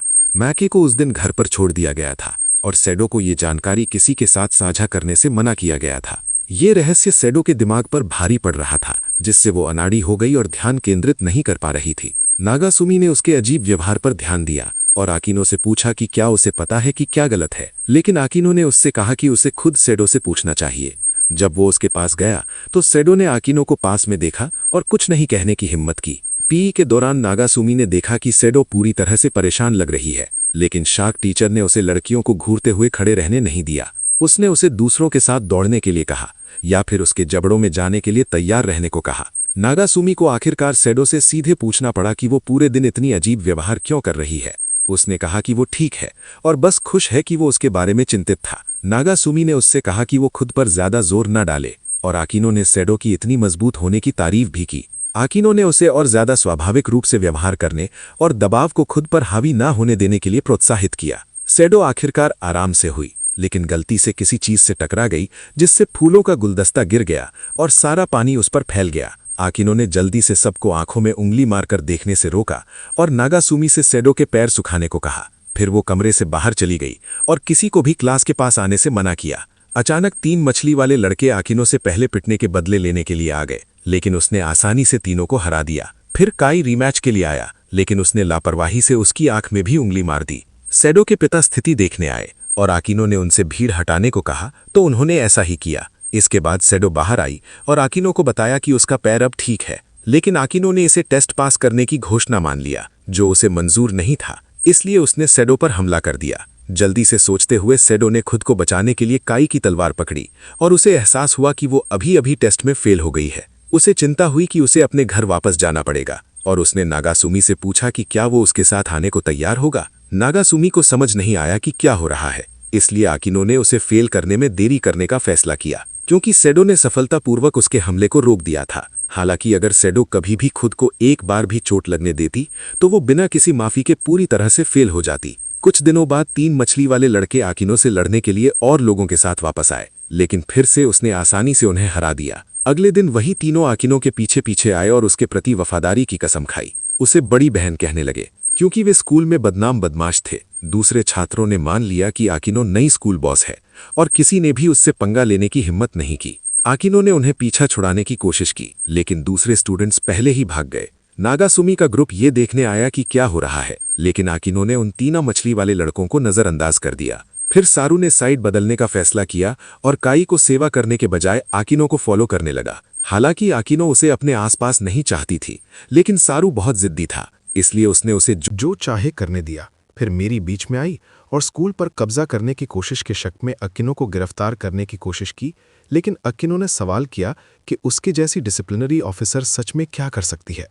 काई एक सबमरीन में आया और सारू पर धोखे का आरोप लगाया, लेकिन सारू ने दावा किया कि वो सिर्फ ताकतवर लोगों को फॉलो करता है और काई अब किसी काम का नहीं रहा। फिर सारू काई के हमले से ठीक होने के लिए नागासुमी की सांस के पास गया और उसने उन्हें और उनके पति दोनों को सब कुछ बताया, आइनो के बढ़ते असर के बारे में।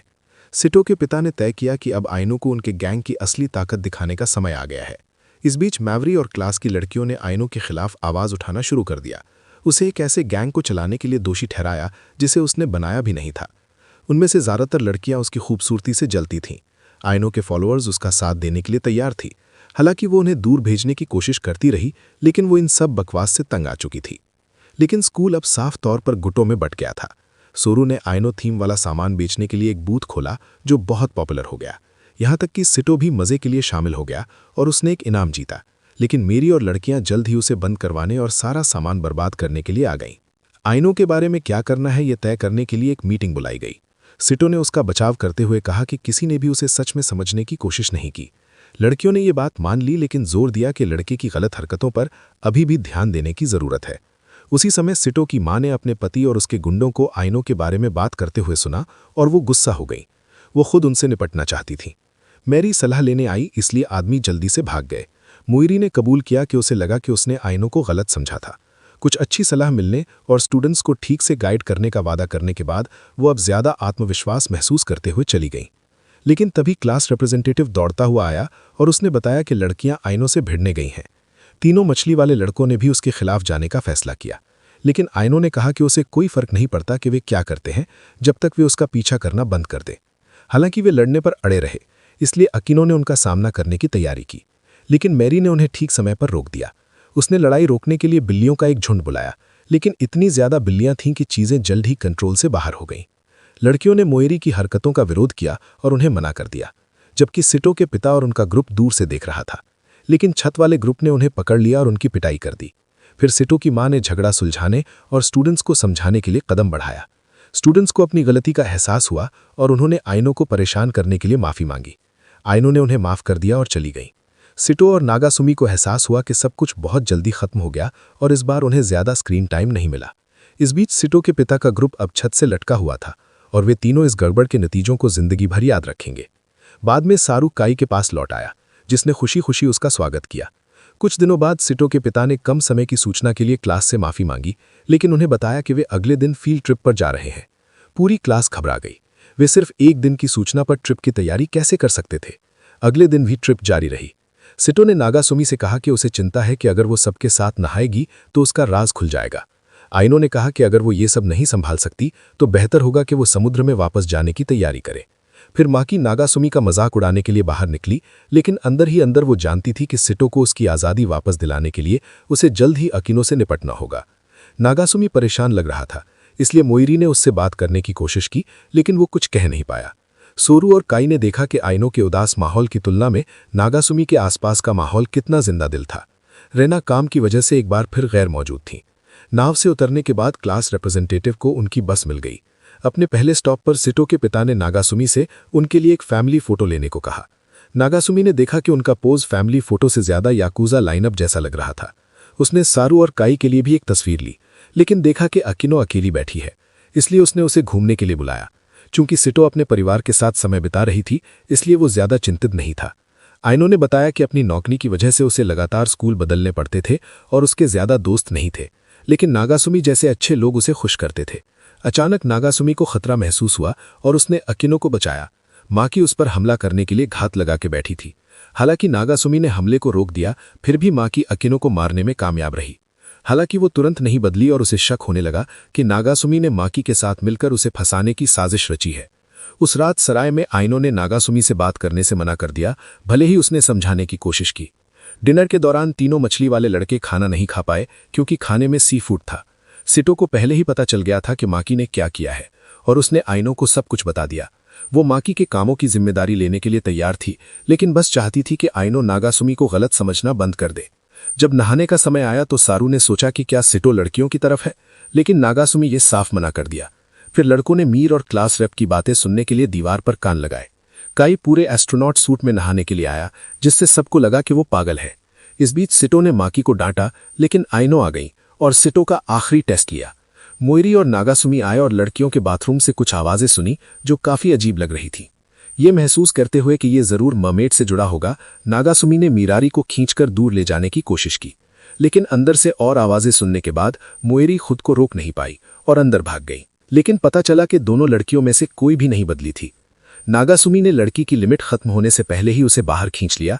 फिर उसने मोइरी से कहा कि वो उसके लिए और ज्यादा जांच न करे। जब वो लड़कियों को देखने वापस आया तो उसने उसे बाहर निकाल दिया। बाद में नागासुमी पहले की बात के लिए माफी मांगने अकिनो के पास गया। अब उसे कोई गुस्सा नहीं था क्योंकि उसे पता चल गया था कि ये सब एक गलतफहमी थी। उसने नागासुमी से पूछा कि क्या वो सिटो परिवार छोड़ना चाहता है और उसे एक खास प्रोटेक्शन प्रोग्राम में डालने की पेशकश की ताकि वो बदले की कार्रवाई से सुरक्षित रहे, लेकिन उसने मना कर दिया। वो अपनी शादी नहीं छोड़ना चाहता था। आइनो को एहसास हुआ कि पति और पत्नी दोनों ही बराबर बेवकूफ है। फिर वो सिटो और नागासुमी की शादी के बारे में रिपोर्ट करने के लिए एक बड़े अधिकारी से मिलने नदी किनारे गई। पता चला कि अकिनो को उन्हें अलग करने के लिए भेजा गया था। फिर अधिकारी ने जोर दिया कि आइनो को किसी भी कीमत पर मुख्य जोड़े को अलग करना होगा। उसने उसे एक दवा दी और सिटो को पिलाने को कहा। जैसे ही वो ऐसा करेगी, उसे इंसानों की बुरी फितरत का पता चल जाएगा। अगले दिन क्लास ने सिटो के पिता की अगुवाई में अपना फील्ड ट्रिप जारी रखा। इस बीच मैरी पिछली रात नागासुमी के किए गए अधूरे प्यार के इजहार के बाद उसे देख भी नहीं पा रही थी। आइनो ने तीनों मछली वाले लड़कों और काई को एक सुनसान जगह पर बुलाया और उन्हें आदेश दिया कि वे किसी भी कीमत पर नागासुमी और सिटो को अलग कर दें। अगर वे सफल होते हैं तो उनके फेल हुए असेसमेंट रद्द कर दिए जाएंगे। बाद में सारू अचानक नागासुमी के पास आया और उसे कुछ खाने को बुलाया, ये कहते हुए कि उसने सुबह से काई या आइनो को नहीं देखा और उसे अकेलापन महसूस हो रहा था क्योंकि रैना भी ट्रिप पर नहीं थी। लेकिन ठीक उसी पल ग्रुप की मुलाकात रैना से हुई। वो उस इलाके में एक फिल्म की शूटिंग कर रही थी और ब्रेक के दौरान उनसे मिलने आ गई। चूंकि वो व्यस्त थीं, उसके मैनेजर ने उसे सेट पर वापस बुला लिया और दूसरों से कहा कि वे बैक स्टेज आकर देख सकते हैं। लेकिन जब वे पहुंचे तो स्टूडियो तहस नहस हो गया था। स्टाफ ने बताया कि उन पर गुंडों ने हमला किया था। फिर रनर के पिता मरम्मत के लिए पैसे देने आए और नागासुमी के ग्रुप को स्टैंड इन के तौर पर हायर कर लिया। नागासुमी ने आपत्ति जताई, लेकिन वो अकेला था जो बहुमत के खिलाफ जा रहा था। आइनो, काई और तीनों मछली वाले लड़के भी शामिल हो गए। कपड़े बदलने के बाद मछली वाले लड़कों ने दूसरों को ड्रिंक्स ऑफर की, लेकिन नागासुमी, जो पिछली बार की बड़ी एनर्जी ड्रिंक से अभी भी सदमे में था, उसने मना कर दिया। मछली वाले लड़कों ने बाद में आइनो को बताया कि ड्रग किसी की इच्छाओं को जगा देगा और उन्हें चरम सीमा तक पहुंचा देगा। अगर सिटो ने इंसानों का वो रूप देखा तो वो नागासुमी को छोड़ देगी। उन्होंने उसे ड्रग दे दी जब वो डिस्ट्रैक्टेड थी और आखिर में उन्होंने खुद भी उसे पी लिया। इस बीच नागासुमी काई के साथ बैठकर उस सीन के बारे में पूछ रहा था जिसकी वो शूटिंग कर रहे थे। काई ने बैक स्टोरी बताई, लेकिन नागासुमी ने देखा कि कोई उन्हें देख रहा है। अचानक आइनो आ गई। वो पीछा करने वाली थी और नागासुमी को सजा देने आई थी। उसे लगा कि वो एक्टिंग कर रही है, लेकिन उसने अपनी तलवार निकाली और वार किया, जिससे वो डरकर भाग गया। सुपीरियर ऑफिसर आया और उसने काई और नागासुमी को गिरते हुए देखा, जबकि आइनो पहले ही ड्रग ले चुकी थी। फिर उसने एक नई तलवार मांगी क्योंकि उसकी तलवार टूट गई थी। नागासुमी जल्द ही रुन्ना के पकड़ में आ गया, लेकिन मलारी उस गलत सीन को रोकने आ गई। फिर तीनों क्लास रेप से मिले, जो अभी भी इस बात से नाराज थी कि किसी ने उसका असली नाम क्यों नहीं पूछा। फिर नागासुमी का लड़कियों की भीड़ ने पीछा किया, लेकिन उसे आगे से आइनो और पीछे से तीनों मछली वाले लड़कों ने रोक लिया। उन्होंने उसे एक पुल पर घेर लिया, लेकिन सारू अपनी बंदर वाली पुरानी आदतों पर लौट आया और आइनो से चिपक गया, जिससे नागासुमी को भागने का मौका मिल गया। हालांकि उसे फिर से जल्द ही घेर लिया गया। उसी पल सिटो आई और नागासुमी की रक्षा के लिए अपनी शक्तियों का इस्तेमाल करके सबको उड़ा दिया। फिर आइनो सिटो का सामना करने के लिए खड़ी हो गई, जिससे सुपीरियर ऑफिसर को बीच में आना पड़ा। उस रात ऑफिसर को एहसास हुआ कि ड्रग लेने के बावजूद सिटो ने नागासुमी की पूरे दिल से रक्षा की, इसलिए दोनों को अलग करना उम्मीद से कहीं ज्यादा मुश्किल होगा। आइनो किसी भी तरह से उनकी शादी को तोड़ने के लिए दृढ़ संकल्पित होकर उनके सुपरवाइजर के रूप में काम करेगी। उस शाम नागासुमी और सिटो एक साथ पूरा चांद देखने गए। आखिरकार इस अराजक यात्रा के दौरान कुछ प्राइवेट समय मिला। हालांकि यात्रा गड़बड़ थी, लेकिन ये एक अविस्मरणीय याद बन गई। कुछ दिनों बाद मासा बार में लौटा और नागासुमी के पिता से मिला, जिन्होंने मासा से अपनी पत्नी को वापस करने की मांग की, लेकिन मासा ने कुछ नहीं किया था।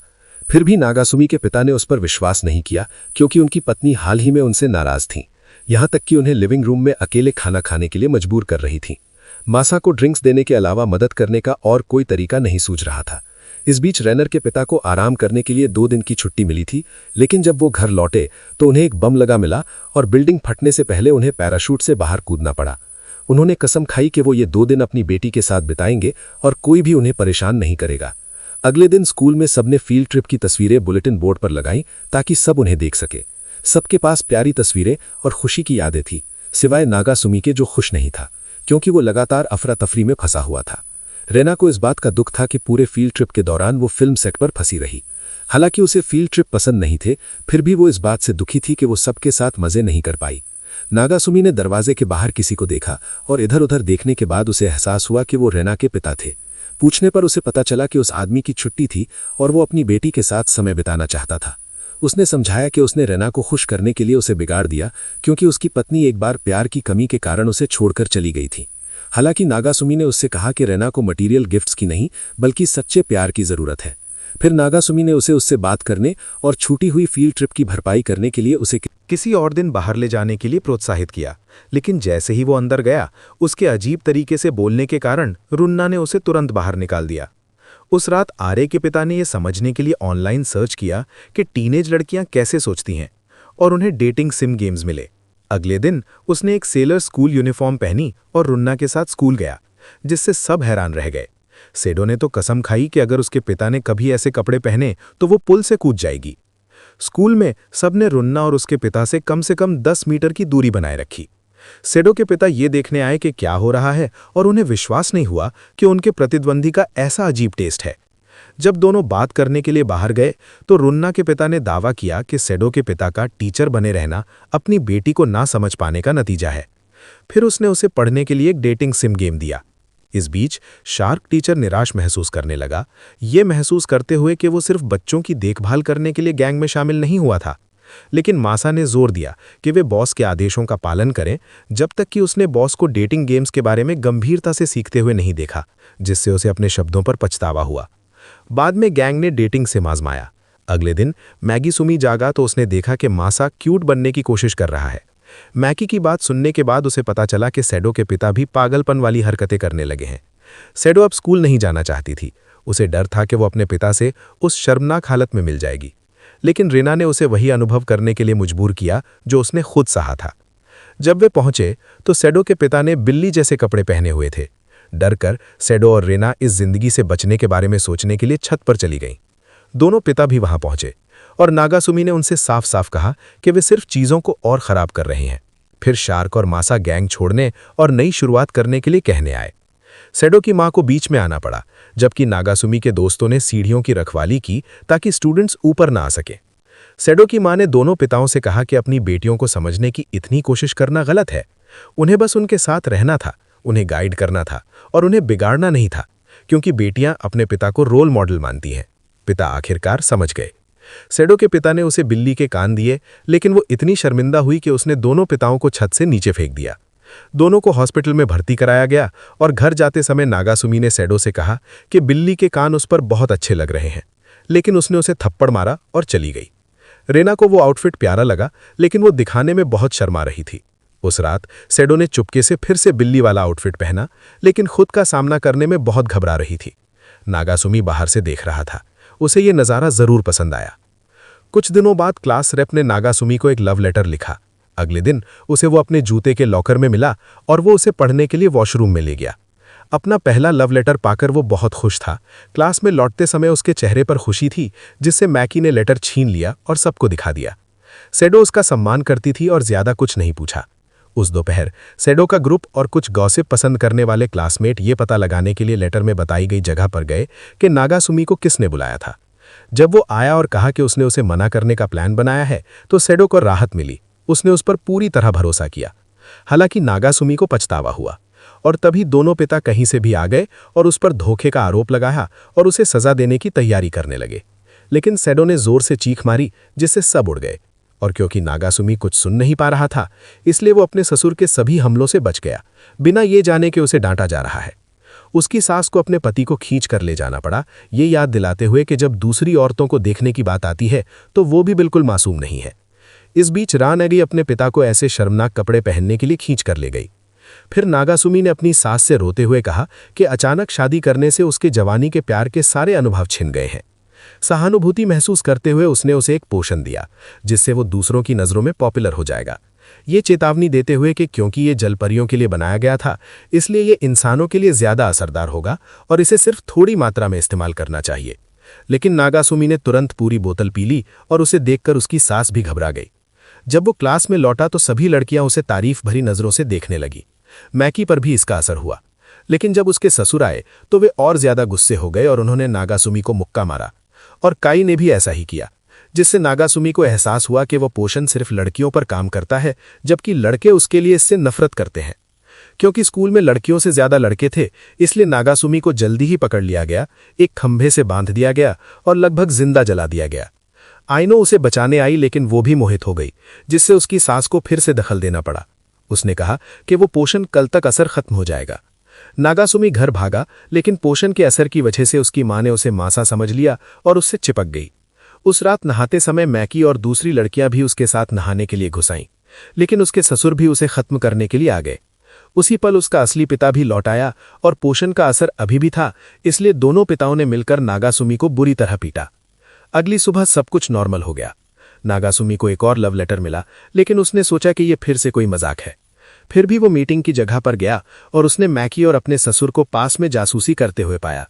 फिर उसने क्लास रैप को अपने खूबसूरत रूप में देखा, जो उससे अपने प्यार का इजहार करने आ रही थी और अपनी आम इमेज से बाहर निकलना चाहती थी। लेकिन उसने गलती से सेगो को झुककर प्रपोज कर दिया, जिससे नागासुमी हैरान रह गया।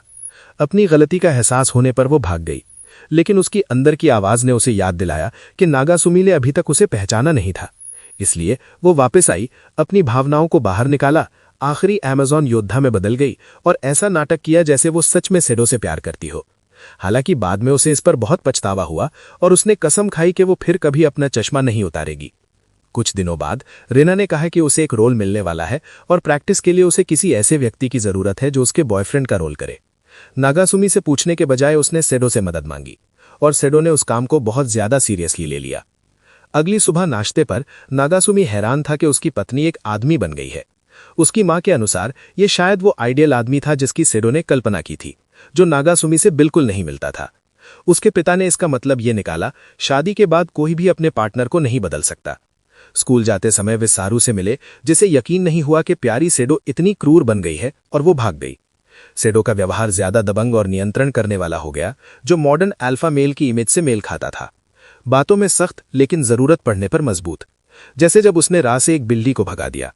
रा निराश हो गई, उसे एहसास हुआ कि उसने बॉयफ्रेंड का रोल करने के लिए गलत इंसान को चुना है। उसने स्कूल में यह अनाउंस करके हंगामा मचा दिया कि वो एक बॉयफ्रेंड ढूंढ रही है।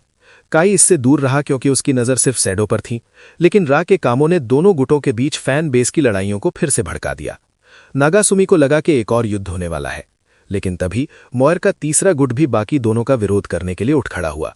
जैसे ही तीनों पक्ष अराजकता में टकराए, सेडो स्कूल पहुंची और उसने तुरंत इस पागलपन को रोक दिया, सिर्फ इसलिए क्योंकि कोई भी उसे मौजूदा रूप में स्वीकार करने को तैयार नहीं था। उसके पिता क्लास में आए और अपनी बेटी को इस हालत में देखकर वो भी हैरान रह गए। उस रात रिना ने हार मान ली और सेडो से कहा कि अब उसे उसके बॉयफ्रेंड की तरह काम करने की जरूरत नहीं है। जैसे ही उसकी मूछें हटाई गईं, सेडो सामान्य हो गई। फिर रुन्ना ने बताया कि उसने अपना प्लान बदल दिया है और अब वो एक टैलेंट कॉन्टेस्ट में हिस्सा लेगी, और मैकी से कहा कि वो उसकी वेंट्रिलोक्विस्ट डमी बनकर उसकी मदद करे। मैकी को यह आइडिया पसंद नहीं आया, लेकिन सेडो ने रुन्ना का साथ दिया, इसलिए मैकी अनिच्छा से मदद करने के लिए राजी हो गई। अगली सुबह रिना ने मैकी को अपनी आह से बांध लिया और उस पर एक कठपुतली लगा दी। मैकी दूसरों के सामने मीठे और विनम्रता से बोलती थी, लेकिन नागासुनी के साथ वो हमेशा की तरह तेज जुबान ही रही। जब वे स्कूल पहुंचे तो रिना ने मैकी को सबको दिखाया, ये जताते हुए कि आवाज उसका अपना टैलेंट है। लेकिन मैकी खुद ही बोलती रही, जिससे रिना को उसे बार बार धक्का देना पड़ा। परेशान होकर मैकी ने बकवास करना शुरू कर दिया और रिना को उसे डांटने के लिए कोने में ले जाना पड़ा। निराश होकर मैकी ने घर पर रुन्ना की असली पहचान उजागर कर दी, जो उसके टीवी पर्सनैलिटी से बिल्कुल अलग थी। इससे दोनों के बीच लड़ाई शुरू हो गई, जबकि दूसरों को लगा कि रुन्ना का परफॉर्मेंस बस इतना ही रियलिस्टिक था। सेडो ने मैकी और रिना के बीच सुलह कराने की कोशिश की, लेकिन आइनो को पहले ही सब पता चल गया था और उसने रिना से अकेले में बात करने का अनुरोध किया। आइनो ने रिना को मैकी को टीवी पर लाने से मना किया, चेतावनी देते हुए कि अगर उसकी पहचान उजागर हुई तो इसके नतीजे सिर्फ रुन्ना के करियर के खत्म होने से कहीं ज्यादा बुरे होंगे। रुन्ना ने सुनने से मना कर दिया, इसलिए आइनो ने उसे हाउस अरेस्ट कर दिया। लेकिन अपने जिद्दी स्वभाव के कारण रीना मानने वाली नहीं थी। उसने तुरंत अपने मैनेजर को उसे लेने और कॉन्टेस्ट में ले जाने के लिए बुलाया। बाद में क्लास के दौरान आइनो काई और 3 मछली वाले लड़कों के पास गई और उनसे रीना को रोकने के लिए कहा। जैसे ही क्लास खत्म हुई, रीना अपने मैनेजर के पास भागने की कोशिश कर रही थी, लेकिन आइनो और उसका ग्रुप पहले से ही उसका इंतजार कर रहा था। मैसूमी को भी लगा कि रीना जो रिस्क ले रही है ये इसके लायक नहीं है, लेकिन रीना इसे एक स्टार के तौर पर अपना फर्ज मान रही थी। मैकी ने उसके हौसले की इज्जत की और मदद के लिए अपने हाई प्रेशर वाटर स्प्रे का इस्तेमाल किया। नीचे का रास्ता रोक रही तीनों मछलियों को मैकी ने उड़ा दिया और सेडो ने आइनो को रोकते हुए कहा कि उसे अपनी सबसे अच्छी दोस्त की मदद करनी ही होगी, चाहे कुछ भी हो जाए। फिर सेडो अपने मर्दाना रूप में बदल गई, जिससे आइनो की लड़ने की हिम्मत खत्म हो गई और उसने रिना को जाने दिया। लेकिन मैकी वापस आई। उसने देखा कि सेडो पर हमला हो रहा है और रिना को मदद के लिए वापस खींच लाई, जिससे आइनो किसी भी तरह अपना मकसद पूरा कर पाई। नागासुमी और सेडो को कोई फर्क नहीं पड़ता, क्योंकि चाहे रिना गए या नहीं, दोनों ही तरह से खतरा था। इस तरह घसीटे जाने के बाद रिना को 3 दिनों के लिए हॉस्पिटल में भर्ती कराना पड़ा। वापस आने के बाद उसे पीछे न रहने के लिए अपने होमवर्क में लग जाना पड़ा। मैकी ने एक फटे हुए कठपुतली से उसका स्वागत किया, जिससे रिना एक बार फिर से डर गई। तभी एक बिल्ली कूदकर बाहर निकली और उसका डर 2 गुना हो गया। इस बीच बार में मासा ने बारटेंडर को बताया कि वो एक छोटी लड़की का सपना देख रहा था, जो उसका नाम पुकार रही थी, और ये लड़की उसे अजीब तरीके से जानी पहचानी लग रही थी। अगले दिन स्कूल में आइनो सेडो और नागासुमी को मासा से मिलवाने लाई और पूछा कि क्या उसने सेडो को तलवारबाजी सिखाई थी। मासा ने इससे इनकार नहीं किया, हालांकि उसने माना कि उसे याद नहीं था कि उसने ये कहाँ से सीखा था, क्योंकि सेडो के परिवार के गैंग में शामिल होने से पहले की उसे कोई यादें नहीं थी। आइनो ने अपनी चिंता बताई। सेडो जिस शैली की तलवारबाजी का इस्तेमाल करता था, वो उसके परिवार की शैली जैसी ही थी, और उसका बड़ा भाई और बेहतरीन तलवारबाज एक मिशन के दौरान लापता हो गया था, जो उसी समय हुआ था जब सेडो के गैंग का मूल्यांकन किया जा रहा था। उसे शक था कि उसके भाई ने गायब होने से पहले मासा को सिखाया होगा। सबको लगा कि आइनो अपने भाई की बहुत परवाह करती है, लेकिन सच तो ये था कि वो ड्यूटी के दौरान गायब होने के लिए उसे सजा देना चाहती थी। सेटो के पिता, जो पास में देख रहे थे, चिंतित लग रहे थे। उन्होंने चुपके से नागासुमी को एक तरफ खींचा और कबूल किया कि उस समय एक त्योहार की रात उन्होंने आइनो के भाई को शराब पीने के लिए बुलाया था। बातचीत के दौरान भाई ने बताया कि सेटो का एक दिन पति होगा। इससे उन्हें इतना गुस्सा आया कि उन्होंने उस आदमी को मुक्का मार दिया। जब तक उन्हें एहसास हुआ कि उन्होंने क्या किया है, तब तक वो आदमी अपनी याददाश्त खो चुका था। उन्होंने सिर्फ उसके ठीक होने तक उसकी देखभाल करने की योजना बनाई थी, लेकिन कोई प्रगति नहीं हुई थी। और जब नया परीक्षक ढूंढते हुए आया तो सेटो के पिता ने झूठ बोला कि पिछला वाला भाग गया था। हाँ, आइनो का बड़ा भाई मासा है। बाद में दोनों लड़कियां देखने के लिए डोजो आईं और नागासुमी को चिंता हुई कि अगर ये रहस्य खुल गया तो आइनो निश्चित रूप से मासा को मार डालेगी।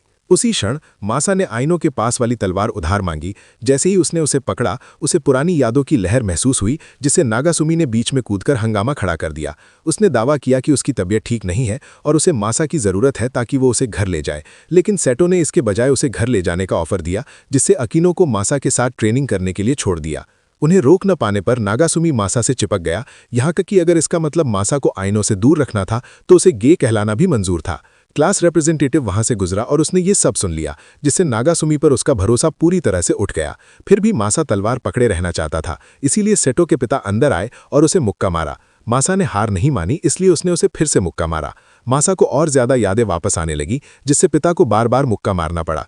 जब आइनो ने उसे रोकने की कोशिश की तो उसे भी चोट लगी और उसकी याददाश्त चली गई और वो एक छोटी लड़की बन गई। इस बीच मासा ने 10 साल पहले का अपना छोटा रूप देखा और उसने फैसला किया कि वो अपना मौजूदा शरीर उसके असली मालिक को वापस दे देगा। लेकिन छोटे मासा ने जोर दिया कि मौजूदा मासा को ही जीना चाहिए, क्योंकि पिछले 10 सालों में उसने जो रिश्ते और बंधन बनाए थे वे अनमोल थे। वो हमेशा मासा के दिल में रहेगा। फिर मासा जागा और उसने बॉस से कहा कि उसे अभी भी कुछ काम करने हैं। वो अपनी बहन को वापस पाने के लिए आइनो के पास गया, लेकिन अकिनो को विश्वास नहीं हुआ कि वो उसका भाई है। उसके भाई के बाल उसके जैसे बिखरे हुए नहीं थे। वो भाग गई। इसीलिए सेटो ने फैसला किया कि मदद करने का सबसे अच्छा तरीका उसे छत से नीचे फेंकना है, ताकि उसे मानसिक झटका लगे। सच में आइनो को अपनी यादें वापस मिल गईं, लेकिन उसे कोई अंदाजा नहीं था कि ऊपर क्या हुआ था। फिर मासा ने नागासुमी और बॉस को बताया कि उसकी यादें वापस आ गई हैं। सेटो के पिता नतीजों को भुगतने के लिए तैयार थे, लेकिन मासा ने उसे कुछ नहीं कहा, कहते हुए कि वो इन 10 सालों में खुश था। उस रात नागासुमी ने सेटो को समझाया कि वो असल में गे नहीं है, लेकिन सेटो ने एक भी बात नहीं सुनी, बस इतना कहा कि वो उसे बेहतर समझने की कोशिश करेगी। इस बीच क्लास रिप्रेजेंटेटिव अचानक एक हेयर सैलून में गया और मॉस जैसे बिखरे हुए बाल और दाढ़ी बनवाई, ये सोचकर कि वो नागासुमी का टाइप है। कुछ दिनों बाद नागासुमी के ग्रुप ने काई को एक क्लिनिक से निकलते हुए देखा।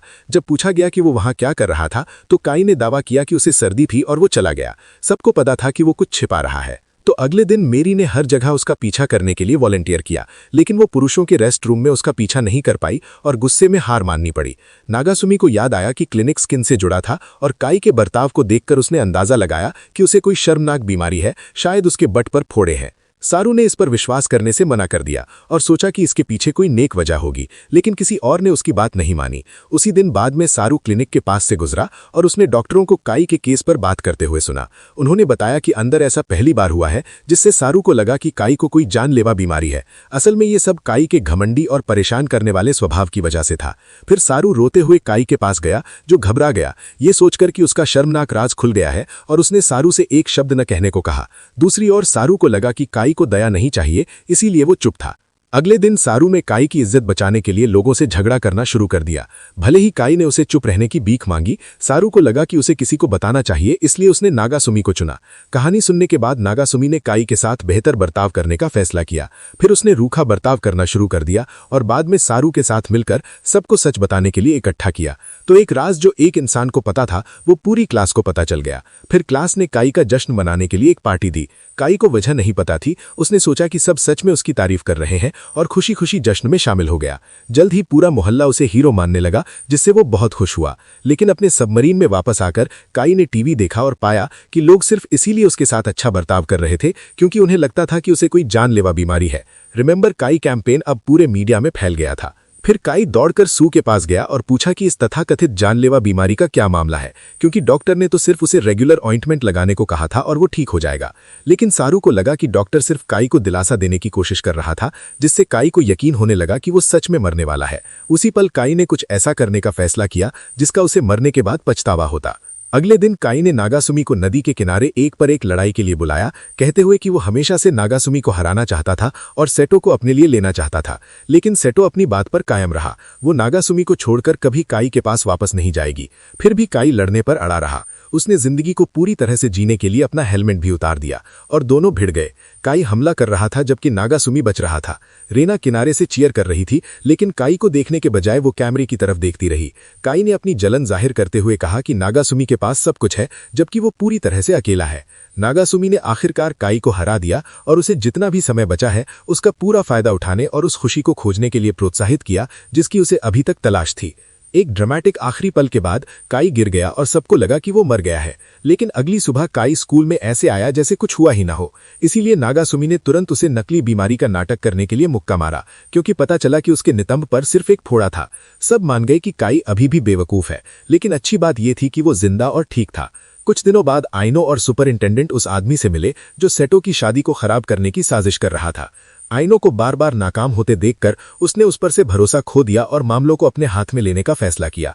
इस बीच सेटो घर का काम कर रही थी और चाहती थी कि नागासुमी उस पर ध्यान दे, लेकिन वो टीवी और राना के इंटरव्यू पर बहुत ज्यादा ध्यान दे रहा था। उसने माना कि उसे राना पहली नजर में पसंद आ गई थी, जिससे सेटो को बहुत दुख हुआ। उसे लगा कि उसके लिए उसकी कोई अहमियत नहीं है। नागासुमी ने कहा कि उनकी शादी शुरू से ही जबरदस्ती हुई थी, तो जाहिर है पहली नजर का प्यार नहीं था। इस बात ने सेटो को और ज्यादा परेशान कर दिया। उसके लिए वो सिर्फ नाम की पत्नी थी, कोई ऐसी नहीं जिससे वो सच में प्यार करता हो। नागासुमी की मां ने उसे माफी मांगने के लिए कहा, लेकिन उसने मना कर दिया, कहते हुए कि उसने कुछ भी गलत नहीं किया है। अगले दिन क्लास में सब समझ गए कि उनके बीच कुछ हुआ है। मेरी ने अकेले में सेटो से पूछा और सेटो ने कहा कि यह सब एक छोटी सी बात से शुरू हुआ था। मेरी को लगा कि नागासुमी मान जाएगा और माफी मांग लेगा, लेकिन काई ने यह सुनकर नागासुमी को सेटो से ब्रेकअप करने के लिए प्रोत्साहित किया।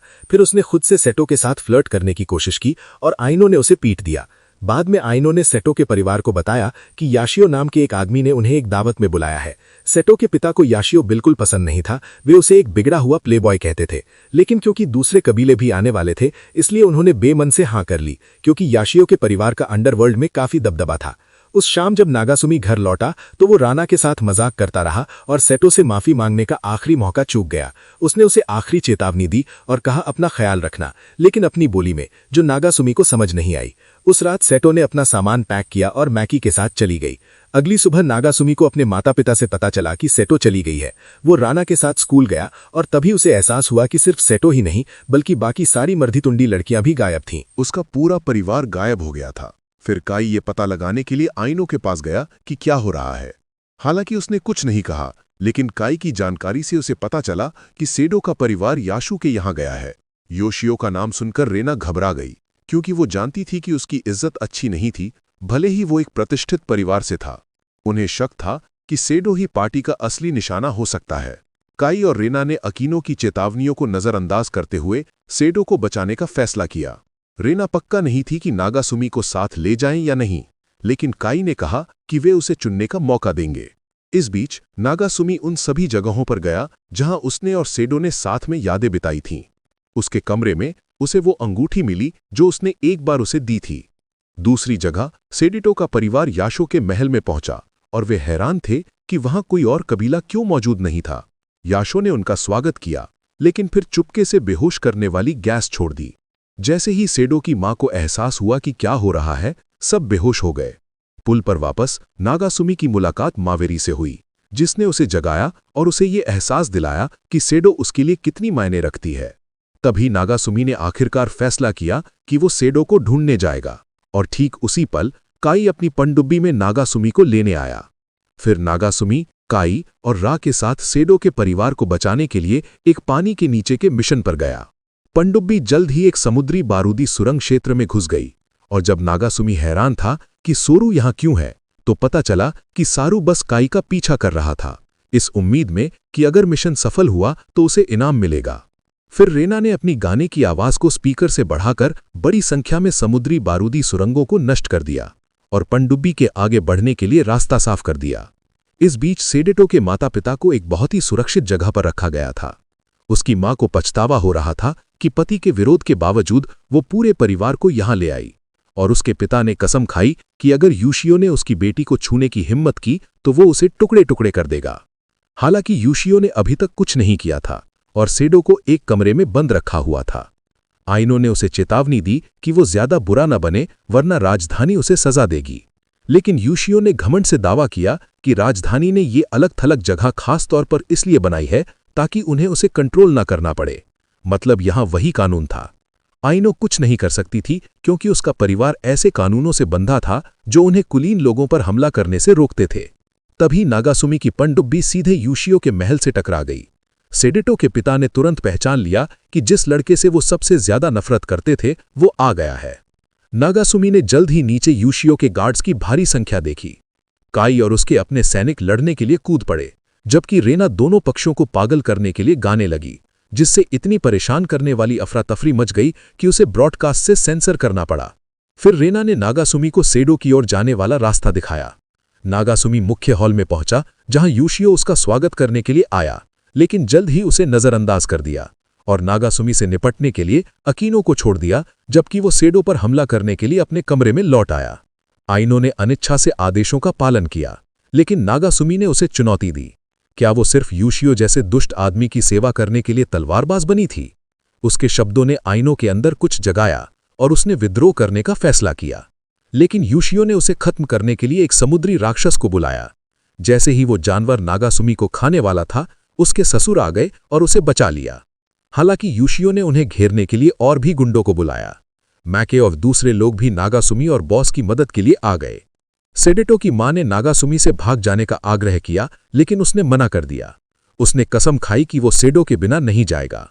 उसने एक बार उसकी जान बचाई थी और अब समय था कि वो एहसान चुकाए। उसे सेडो परिवार की बहादुरी की भावना विरासत में मिली थी और वो खुद को उसके लायक साबित करेगा।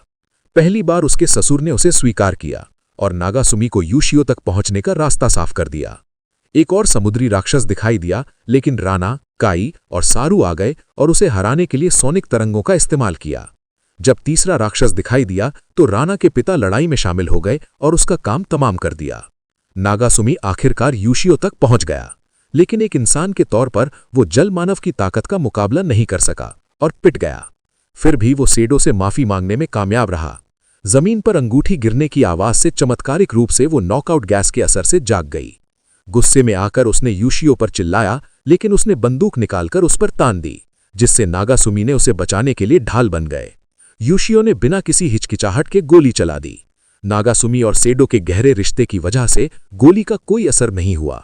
असल में इससे नागासुमी के अंदर एक शक्ति जाग गई, जिसने आने वाली सभी गोलियों को रोक दिया। फिर उसने मुक्को की बौछार कर दी, यूशियो का चेहरा तोड़ दिया और उसे दूर फेंक दिया। यूशियो एक बदसूरत कैटफिश के रूप में बदल गया और सुपरिटेंडेंट ने उसके सभी अपराधों के लिए राजधानी में रिपोर्ट करने की कसम खाई। फिर नागासुमी ने अंगूठी वापस सेडिटो की उंगली में पहना दी और अपने पिछले शब्दों के लिए दिल से माफी मांगी। दोनों एक बार फिर मिल गए, जिससे उसके ससुर और राना को बहुत गुस्सा आया। कुछ दिनों बाद नागासुमी पूरी तरह से बदल गया। अब वो एक मांसपेशियों वाला लंबा आदमी था, जिसका दिल नेक था। उसके नए रूप की वजह से काई भी डर गया और अब उसने उससे पंगा लेने की हिम्मत नहीं की। और इसी के साथ कहानी खत्म हुई। अगर आपको एनिमे की एक्सप्लेनेशन पसंद आई तो वीडियो को लाइक और शेयर जरूर करें, और अभी तक अपने हमारे चैनल एनिमे डिकोडेड को सब्सक्राइब नहीं करा तो जरूर कर लें और बेल आइकन को दबाना ना भूलें, ऐसे ही अमेजिंग एनिमे एंड मैनवा कंटेंट देखने के लिए। Until then, take care and goodbye.